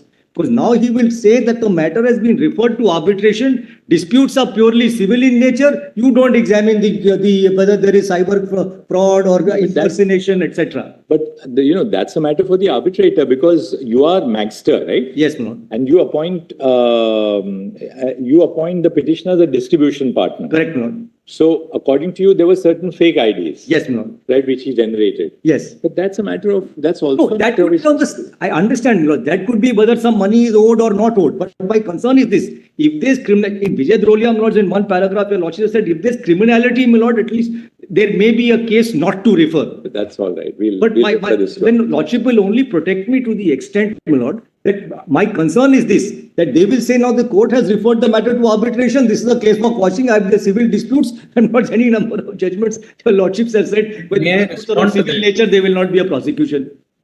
You filed an FIR. We have filed complaints, my lord. They're still under investigation. My lord, may I respond to that? Firstly, my lord, my arbitration petition is prior in time. two, my lord. They have filed a criminal complaint before Gurgaon court, my lord, where there is a closure. So therefore, I don't know what the complaint in Chennai also that is pending. But once there's a closure in Gurgaon, my lord, they run go on uninfluenced. Civil procedure. Two will protect. We'll say that R2, he may move an application before the arbitrator, which will keep open for the arbitrator to decide in view of our judgment. Which feels not only para 169 of Cox and King's. Of Cox and King's judgment, yeah. That your lordships have to make a prima facie opinion about not whether to even. We are not referring you to arbitration at all. That's right. Lordships. That's why we are doing that. Exactly. So how much is the claim? Well, it claimed in their notice 5.5 crores, my lord. The total claim and counter claim is about 18 crores plus damages, my lord. So should we appoint a counsel as an arbitrator? Some named, of course, we had suggested some retired judges. I can find over the list, but I leave it to your lordship, my lord. Let's give a quote whom. May I suggest Justice Sen or Justice Bhatt, my lord? Or Justice Banumati. The claim is not very large. It's a small claim, it's just 5 crores.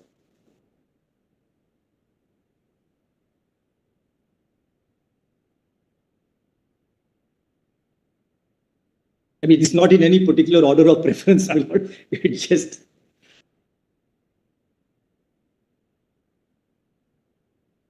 My lord, or perhaps a judge from the High Court of Delhi, my lord. That's what we have suggested. There is an arbitration agreement between the parties. Full stop. There's an arbitration agreement between the petitioner and the first respondent. Number 1. Full stop. Hence, the disputes and differences between the petitioner and the first respondent are referred to the. It has been agreed that that a reference to a sole arbitrator may be made. Full stop. The disputes and differences between the petitioner and the first respondent are referred to the are referred to Dr. S. Muralidhar, former Chief Justice of the High Court of Orissa, as a senior counsel, and formerly Chief Justice of the High Court of Orissa as sole arbitrator under the Arbitration and Conciliation Act 1996. Full stop. As regards the second respondent, it would be open to the petitioner to move an appropriate application before the sole arbitrator for impleadment, which may be decided in terms of the governing provisions of law. Full stop. The arbitrator may fix his fees in consultation with the parties. The arbitration petition. My request on that it should not, my lords, be construed as any opinion as far as the any criminal proceedings that I have initiated. Reference to arbitration, the reference to arbitration of the disputes under the contract shall not be construed as any expression by this court on issues which may arise in the criminal proceedings. I'm very clear. And on the merits of the impleadment also. I'm sorry to point this out. No, absolutely not. We have not. Otherwise, we would have impleaded you. The very fact that we have not impleaded you means we have not expressed any opinion. Yeah? I'm very clear. Now, Parmeshwar, which are the states which have not implemented our judgment? I just circulated a note here. The state sharing. I have a note, my lords. I have a very detailed note on this. You have the note here? Yes. What is this kind of take the note? Mr. Solicitor, that is the updated position you have now of who has. Yes, I have the updated position till yesterday night. Then it's not that. Till yesterday night, we were served affidavits and compliance. And then it's copy is But I just wanted to bring to your lordship notice. This is the 6th or 7th time the lordships are asking them to pay up allowances and pay. My lordships, your lordships kindly see the major defaulters. Let me just point out from page 6 onwards. Well, that's a number of high courts have deducted TDS on allowances, my lord. So that issue I'll come to. But your lordships, because allowances you can't deduct TDS. It is at all protected under section 192 and section 1014 of the Income Tax Act completely, because it is for money spent that allowances are paid. So there's no question of TDS, but I'll come to that a little later. If your lordships kindly see from page 6, Allahabad.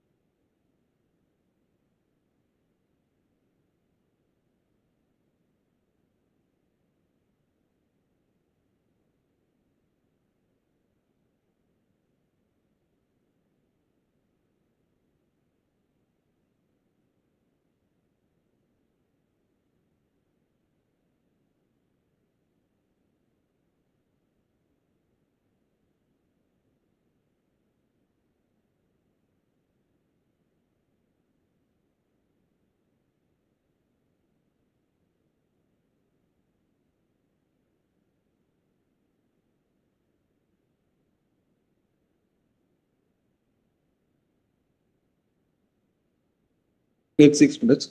So Lordship sees, so far as Allahabad is concerned, my lords, there is more or less compliance. I shouldn't take. I think there are minor difficulties which will get ironed out, my lords. So far as Andhra Pradesh is concerned, there is substantial non-compliance. I have marked substantial non-compliance. Your Lordship sees the last 2 columns. So far as payment of revised allowances are concerned and payment of arrears of allowances, my lords, most judicial officers have not received it. Most judicial officers haven't received it.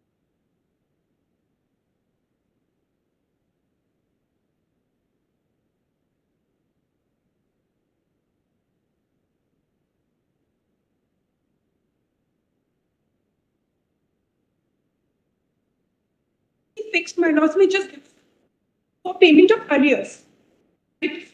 Must be. I just wanted to bring to your Lordship's attention. The 7th time your Lordships are extending time. Repeatedly, your Lordship, I've recounted all those orders in the first 3 parts of my notice. At best, my Lords, August 15. There are states which have moved IAS asking for 6 months, 2 years. Orissa on its own dispute. 15th August. 15th August. All states, my Lords. A note has been submitted by Mr. K. Parmeshwar, then the Amicus Curiae, indicating the status of compliance with the orders passed by this court on. Well, that's 3 orders, 27/7/2022, 27 July 2022 to 30 July 2023, 19th May 23, and 4th January 24. 19 May 2023 and 4th January 24. Then there's 23rd November also, no? That is only for extension, my lords. Your Lordships again for the substantial order, your Lordships. And 4th January 2024. Full stop.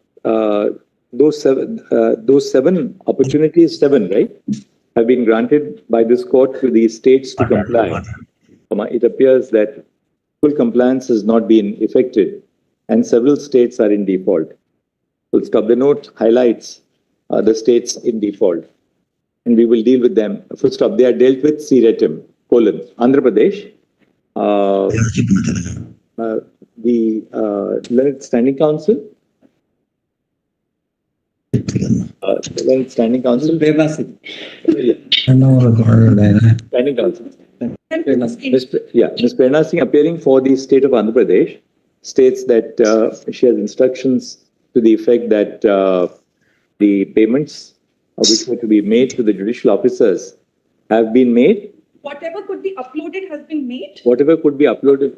Portal. There is a portal for the uploading of bills of arrears, which is the main. If my lords will see the last column, that is the main non-compliance that has been attributed to us. Ms. Prerna Singh, Learned Standing Council for the state of Andhra Pradesh, Learned Council for the state of Andhra Pradesh states that the portal through which bills were to be uploaded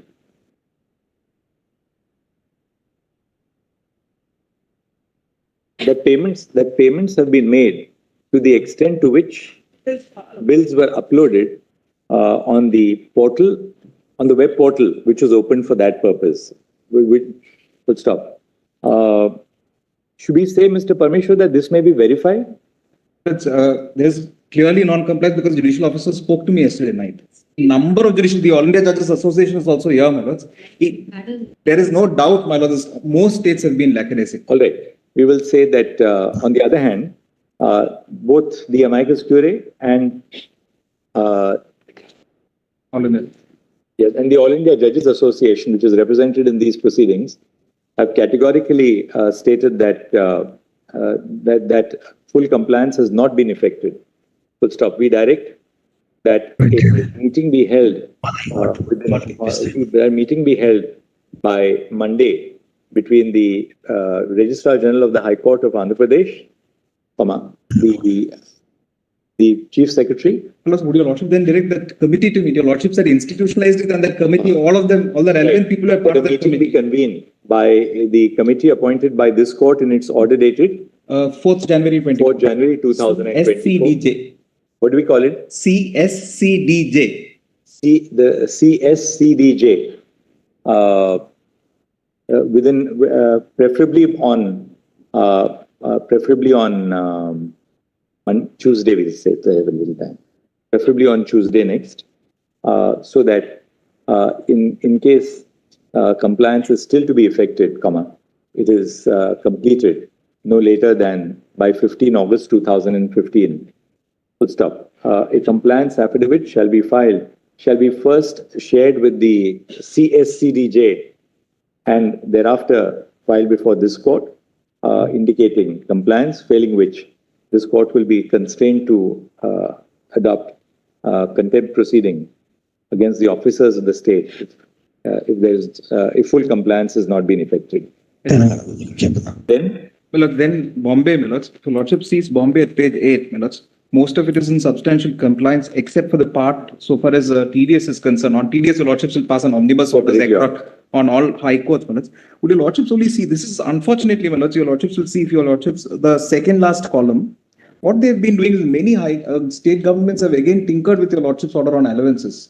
After your Lordship's order, there's no question of the state governments now saying that this is not permissible under our rules. We will not allow it. Mobile handsets can't be. Your Lordships, remember during the hearing also this question on mobile handsets, ACs, that we'll deal with separately. Furniture, ACs. So an omnibus order on the count that there's no question of now deviation from your Lordships. That we'll deal with. So far as Bombay is concerned, only this, because they have now said we'll take a call on mobile handsets and AC and furniture. That you will. Otherwise, there has been substantial compliance so far as Bombay is concerned. They have taken effective steps. Which are the states which are not compliant? Calcutta. West Bengal has moved an IAF for extension of time with us. We'll give you a time till 15th of August to comply by 15th of August.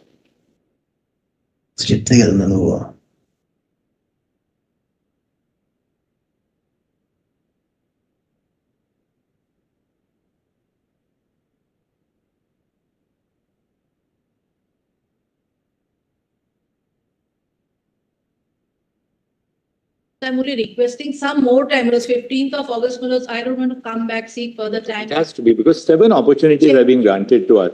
All states have paid. I mean, how can West Bengal say we will not? Then you say that, look, then you can sit at home, will not take any work from judicial officers. They are all working there. May I say this?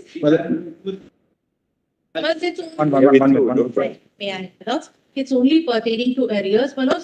Rest of the things have been implemented pertaining to the arrears. Telangana State not compliant, because in the amicus report it says partially compliant. How much have you paid?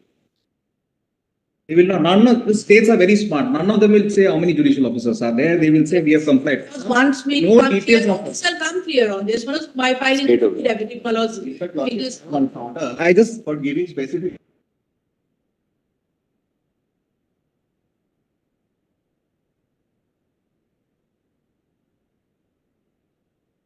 May I just State of West Bengal. There has been non-compliance by the state of West Bengal with the orders of this court. Full stop. The time has been 1 year's time is sought for effecting compliance, which is unreasonable. Full stop. We grant time for full compliance till 15 August 2024. We'll keep the matter for reporting compliance on 20 August, we'll keep the matter. We extend time for compliance until 20 August 2024.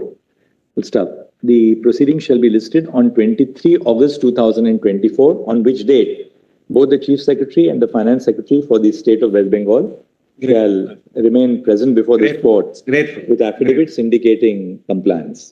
All states, just bring to your Lordship's notice, all state government and union government wanted with the 16, that was the pay commission.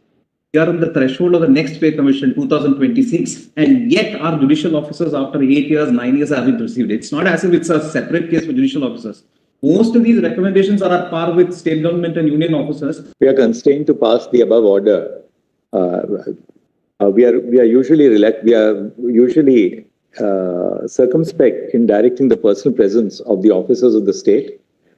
Full stop. However, this is a situation where the officers, the bureaucracy has received the revision of their pay scales and other allowances with effect from 1 January 2016. Full stop. Judicial officers are yet to receive the revision, the revised pay scales and allowances. So the arrears which are due to them in terms of the SNJPC, so 8 years have elapsed. Full stop. Despite, as we have already noted, despite sufficient opportunities, there has been non-compliance. Full stop. It is in this backdrop that we have been compelled to pass the above order. So then, instead of I'll just take bureaucracy, your lordships may consider administrative officers in the executive. Bureaucracy, administrative officers in the executive. But it's a better word. That's better. Manoj, just one thing, Manoj may not say that state of West Bengal has not complied. Manoj may kindly say partially complied, as the amicus has stated, because it seems that we have. But you have not told us how much you have paid. You tell us how much you have paid. Then we would have recorded. I'll come back on this and just. Anyway, you now you figured all right. Which is the next one now? Just only one thing. If just in case we are not complying by 28th, then Manoj may require the presence. No, now they have to remain present with an affidavit of compliance. Otherwise, we'll send them marching from here. Yes. Plus, Chhattisgarh also concern is the allowances, Manoj. But if your lordship, 1 minute, tax, my God said there will be an tax will pass a separate order. Again, the same thing in Chhattisgarh also. They will say we are considering whether we should grant those allowances. I don't understand those GOs. With all due respect, Manoj, after there is a Supreme Court judgment, the subject matter of all those GOs mentions the Supreme Court judgment of 4th January 24 and then says we will now consider whether we must grant those allowances.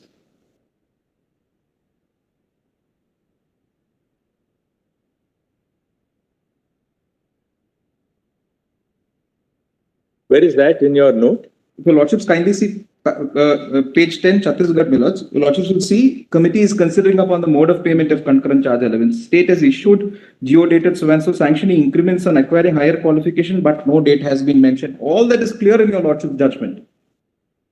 There's no question of now saying that we will deviate from your lordship's judgment. And your lordship will see the state of Chhattisgarh, the geo issued by the state indicates that the committee is considering the mode of payment of the concurrent charges allowance, correct? The concurrent charges allowance. The state has issued a GO sanctioning the increments on acquiring higher education qualification, but no date has been mentioned for effecting compliance. And out of 20, only 11 have been sanctioned. And full stop. Out of 20 allowances, only 11 allowances have been sanctioned. Full stop. The state, the conduct of the state of Chhattisgarh is plainly unacceptable. Full stop. Despite 7 opportunities, 7 is there also, no? Everywhere. Despite 7 opportunities, the judgments of this court have not been complied with. We direct the personal presence of the Chief Secretary and the Finance Secretary of the state of Chhattisgarh before this court on 20 August 2024. 20 August bola tha na? 23rd minutes. 23 August 2024, together with affidavits of compliance, failing which the court would be constrained to take recourse to the exercise of its contempt jurisdiction. All right, that's Chhattisgarh. Then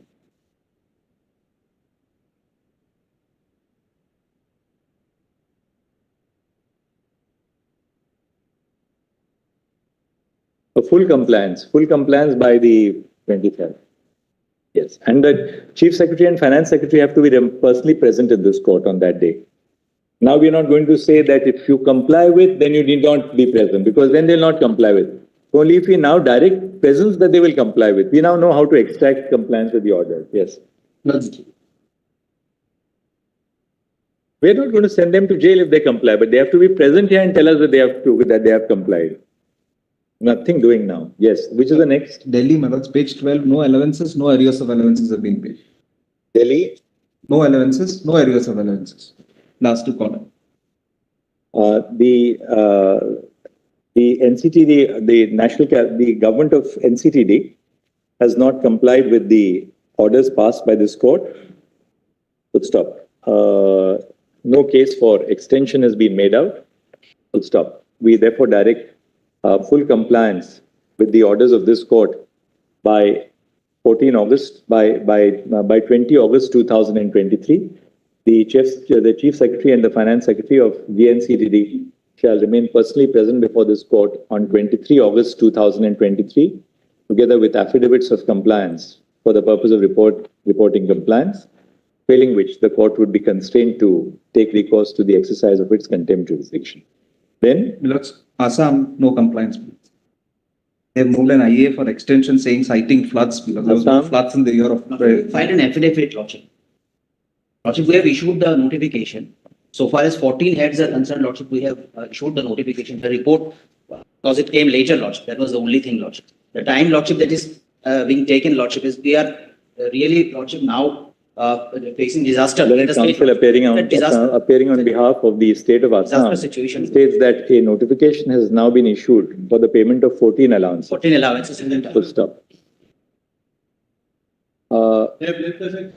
Not 7, Lordship, 6. Lordship said 7. There has to be full compliance with the orders of this court.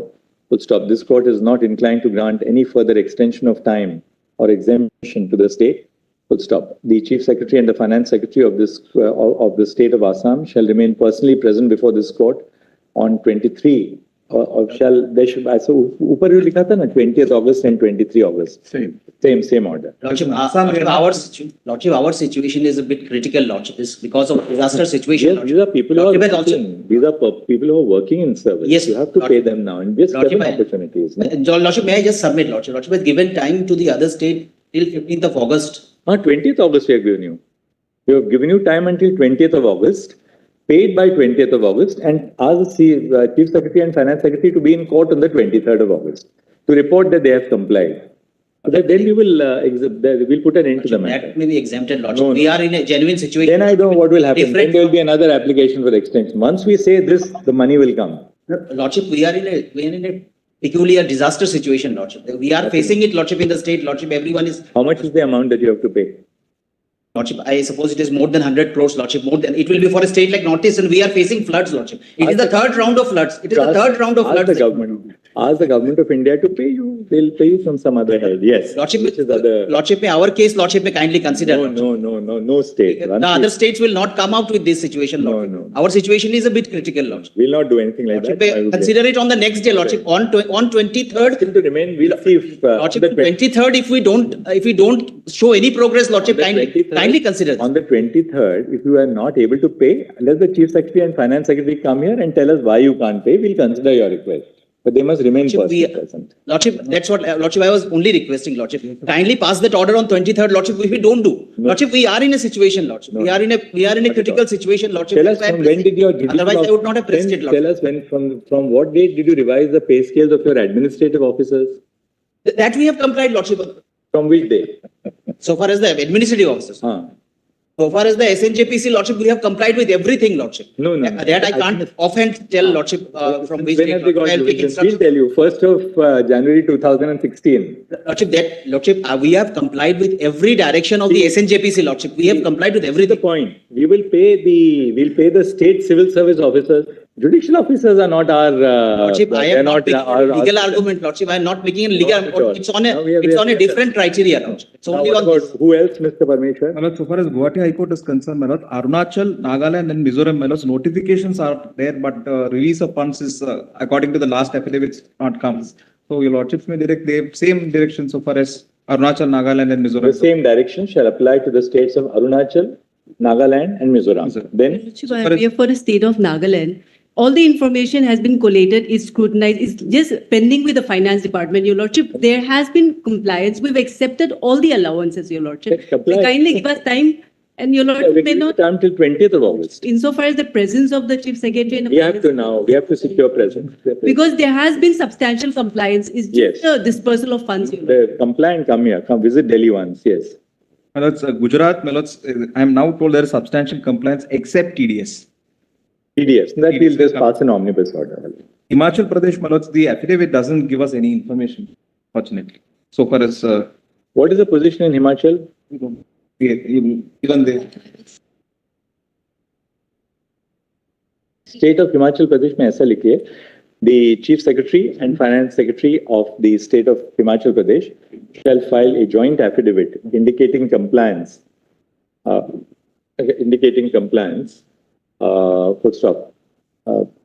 Since as of date, Who's appearing for the state of Himachal Pradesh?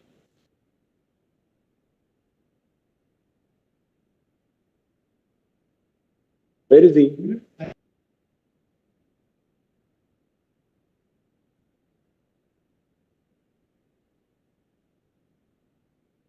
Who's appearing for the state of Himachal Pradesh? Learned counsel for the state of Himachal Pradesh is absent when the case was taken up. Is taken up. Full stop. The Chief Secretary and Finance Secretary of the state of Himachal Pradesh shall personally remain present. Will be same order, huh? Let them come here. Yes. Then?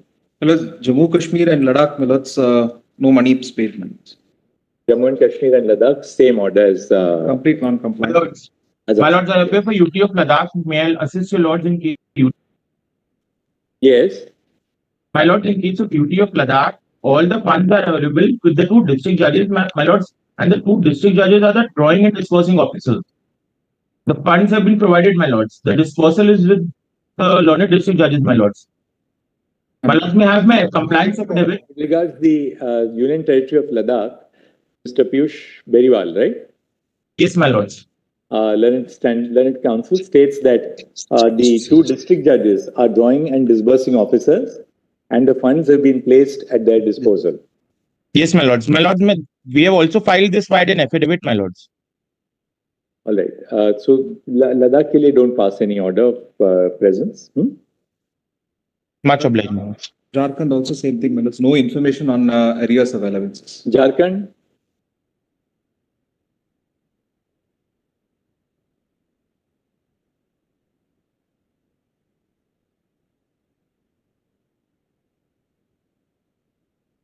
Have payments been completed?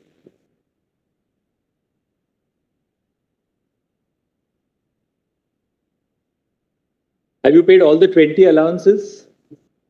Then same order for Jharkhand. Ask the Chief Secretary and Finance Secretary to remain present. Time until 20th. Yes. Then? Karnataka is not a concern, Manoj. Karnataka is not concerned.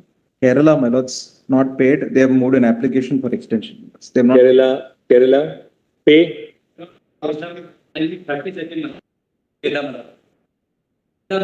have not filed. That's all right. You ask the Chief Secretary and Finance Secretary to remain present. Kerala, the same order. Compliance by 20th, personal presence on the 23rd. 20th of August. 20th of August and personal presence on the 23rd. Yes. Manoj, Madhya Pradesh also same thing, Manoj. SOP has been made by the committee, your lordships constituted, but no disbursal. Madhya Pradesh is the same. Madhya Pradesh, same order. Then? Tamil Nadu, my lords, not a single paisa. Tamil Nadu? Grave defaulter. Same order. Manipur had a problem, my lords, they moved an IA over. With respect to the pay and pension, everything has been paid. The allowances, they have been approved. The prospective payment of the allowances have started, and I have got a pay slip from the respective DDOs also. Because with respect to the areas of pay, that is the only problem that we have. Because we were seeking a little bit of more time for extension. How much do you have to pay? This is about 24 crores. And the state is running into some deficit. Yeah, get it from the Union of India. Same order for Manipur. Yeah. Can it be a little... 20th August, now 20th August. It's uniform for everybody, yes. Meghalaya also, my lords. Meghalaya? Same thing. Same order, Meghalaya. Lords, Orissa, my lords, is you're from Meghalaya? Others have instructions just now that the status was previous to end of financial year. So 20th August.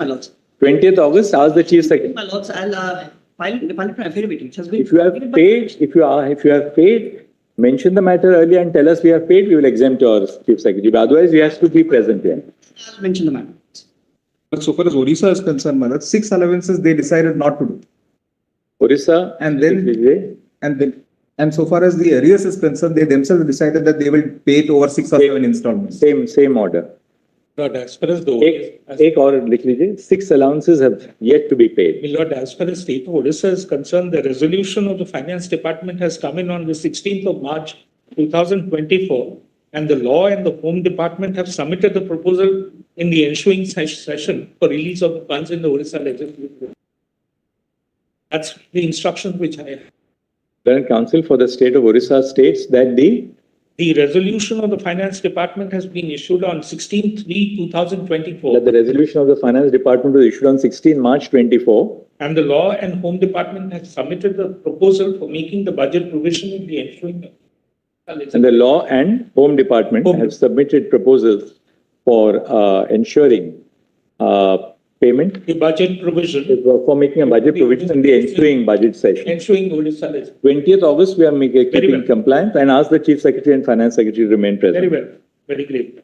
Yes. And so far as Patna is concerned, I am now told, yesterday evening I received a note saying that they have started disbursal of all the allowances. But the last affidavit which was filed said that allowances have not been paid. No, this paid has been.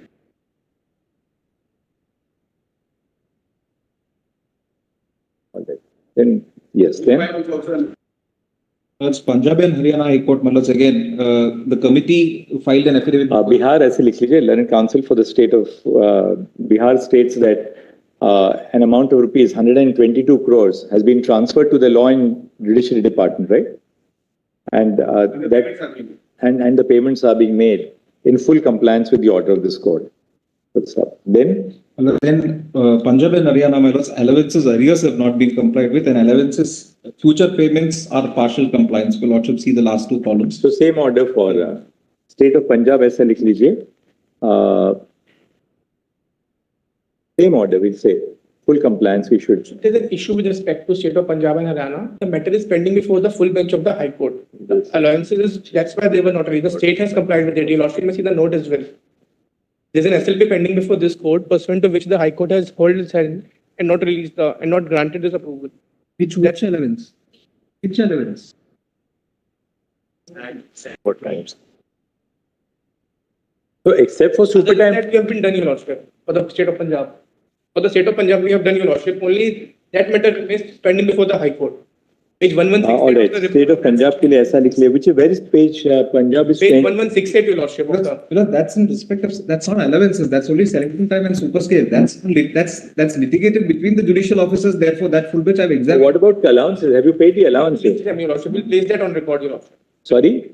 We have released the allowances, 11th April 23, Your Lordship. We pass the same order. If you have, come back to us, file an IA before the next date of listing. We will and give it to Mr. Parmeshwar. We'll verify it. We'll delete the requirement of the presence of your chief secretary. But to that effect, Your Lordship. So you first ensure that the full payment is made. File an affidavit. Give it to Mr. Parmeshwar. Come here and mention it. We will exempt appearance. You know?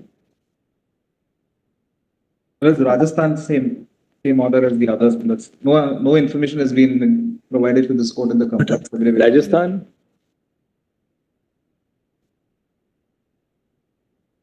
All right. Anybody else? But I'm sorry, my lord. I was just trying to say something, but I was not unmuted. Unmuted, my lord. For Delhi, my lord.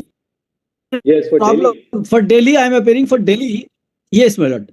We are waiting for the approval of the central government because we have we can make payment only once the central government approves. No, we are not concerned with that. You sort it out with the central government. We want payment to be made. Yes. Look, in that Punjab and Haryana, the other order continues. But central government has filed review petition. This.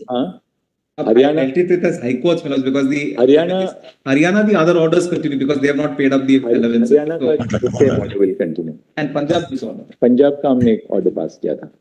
Telangana state में Kindly consider this that central government has filed review petition.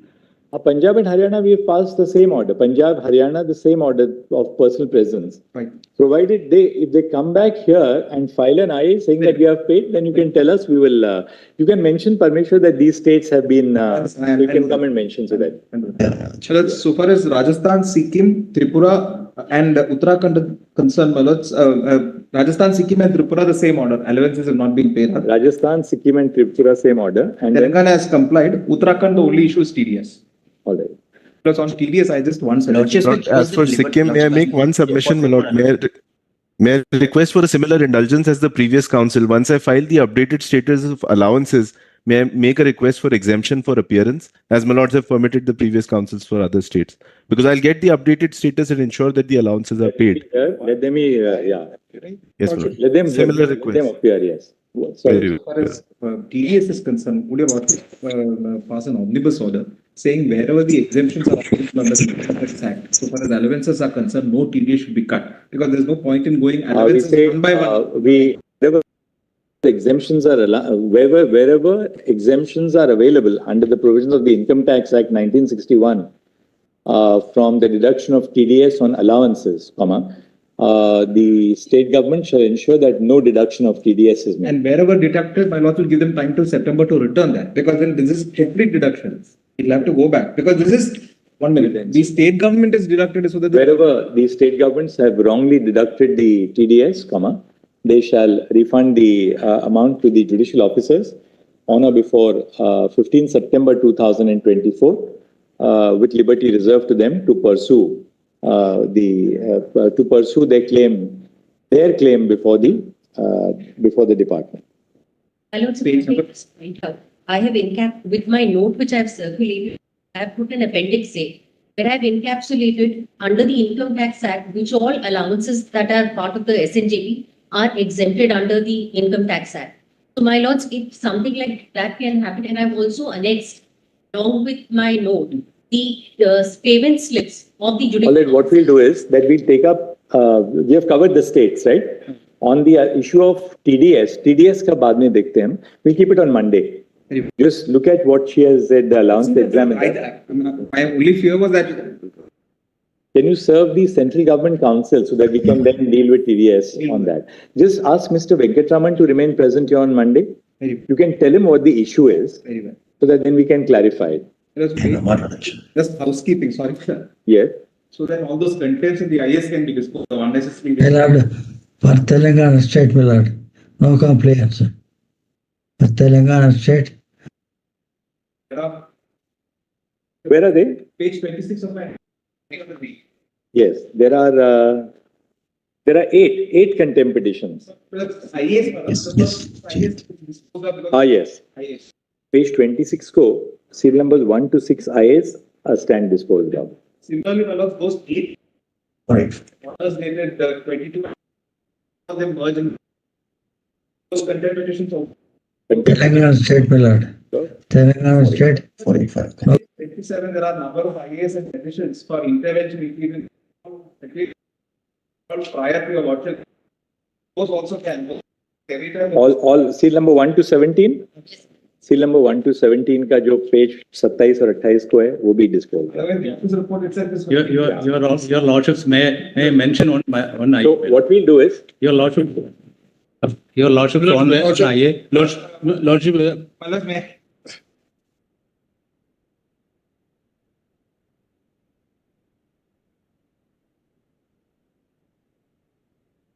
With your lordship's permission, Millers, may I?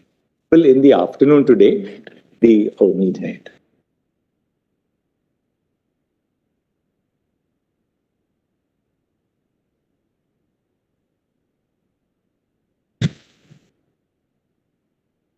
I'll just log in.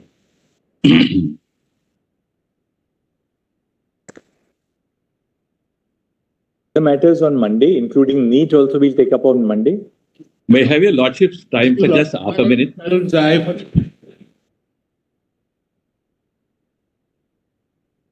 Can I have the attention of the court for just half a minute? So we'll take up NEET tomorrow first on board, and then we'll proceed. May I have your lordship's attention for a minute? That's serial number. 38, my lord. 38, kal rakh do. 38. Very obliged. Lordship, Request, my lord. My lords, if 38 can be on Monday, my lords, we need take instruction and we'll place something on record also, my lords. Mr. Ranjan Kumar, yesterday the solicitor was also saying that he will require a little time on Monday. But the problem is this, my lord, every day one order is being passed. Again, today has been passed. Place that on record, my lord. Nothing worse has been passed, my lord. What is being happening is, my lord, as I mentioned yesterday, not about curiosity, what happened. Then on 9th July, they say, no, that order is withdrawn. Then on 10th again, yes. But we take it up on Monday instead of tomorrow. Sorry, but Monday instead of tomorrow. We will also be able to file a short affidavit What happened? They are on caveat. Because yesterday only they have filed an affidavit, my lord. We have received that affidavit. All right, tomorrow. I have to rise tomorrow. My lord, could need be on Monday, my lord. Could need be on Monday, my lord. I only request for tomorrow because it's a contempt issue where your lodges, despite your lodges order on auction purchase. Yes. We know that, yes. Brother Pardiwala's judgment, yes. My lord, they need. Because we are all here, wherever the lordship takes it up. Instead of Monday, we were planning to keep that on Monday. We'll take it up on Friday. My lord, There is Friday week. The NEET matters maybe. By the respondents, they've given us the copy. But the difficulty is the copy that doesn't open, my lord. No, I didn't against the NEET matters may be kept on Monday. Matter will against. My lord, Just do this. Just give a copy, a fresh copy, which, they say the electronic copy is not open, the link is not open. My late may be kept on Monday, my lord. Item 39 is may be kept on Monday. My lord, your lordship didn't hear me. My lord, the NEET may be kept on Monday. Do we take NEET? On Monday. All right, NEET we'll take up on Monday. Very good. All right, because the affidavit was served only. I'm not seeing it. I haven't Yet to file. CPI is yet to file. But we have served on everyone. One second. Not me. I asked you personally. This Nedumbara will never allow us to argue. Lordship. My lord, there is some difficulty on Monday. Monday and Tuesday, my lord, I am personally not available. Can it be Wednesday? Wednesday, fine. Yes, Correct. Wednesday, fine. Wednesday, fine. We also have to go through it. Other matters on Friday. Wednesday is fine. My lord, Monday and Tuesday, I am, my lord, me and Easy both are out of Delhi, my lord. Keep NEET on Wednesday. Because Wednesday, my lord, I'm grateful. Others on Friday. Others on Friday. Thursday. Just say, 1 second, just say this. Thursday, my lord, Wednesday is a holiday. In compliance with the previous order passed by this court, affidavits have been filed by the NTA and the Union of India. They are not served. Mr. Nedumbara, you are not the judge. Fortunately, I am the judge. Please quiet. I'm here on develop. The NTA and the Union of India have filed their responses. Stop. In order to, some of the learned counsel have not been able to receive electronic copies of the responses. In order to enable parties to apply their to consider the responses which have been filed, the further hearing shall be listed on Wednesday. Wednesday is a fortnight. No, Thursday. No, Wednesday is a holiday. Common rejoinder could be filed, my lord. Rejoinder, my lord. CBI has not filed the status. CBI has already circulated the status report to the court. We'll see on insofar as yes, my lord, we'll go according to your lordship's direction, my lord. One of the cases. Thursday. It's item 40. Sorry. What should be published? That suggestion was made last time. We said we'll consider it when we take it up. We'll consider that request on. Item 42 is a transfer petition. Lordship may issue notice on that. But NEET matters. That's a transfer petition and the NEET matters. 42 years. That's 42. We have to issue notice. My lord, in All India Judges matter, my lord, I'm sorry. The case was called. I was just trying to rush in. My lord, I am for the state of Himachal Pradesh. My lord has marked my absence. Ask your Chief Secretary and Finance Secretary to remain present on the 23rd of August. By 20th August to comply. But they have to be present in court to indicate that they have complied. My lord, my presence. All right, very much. These are very rare standing orders, your lordships. God, why are they keeping?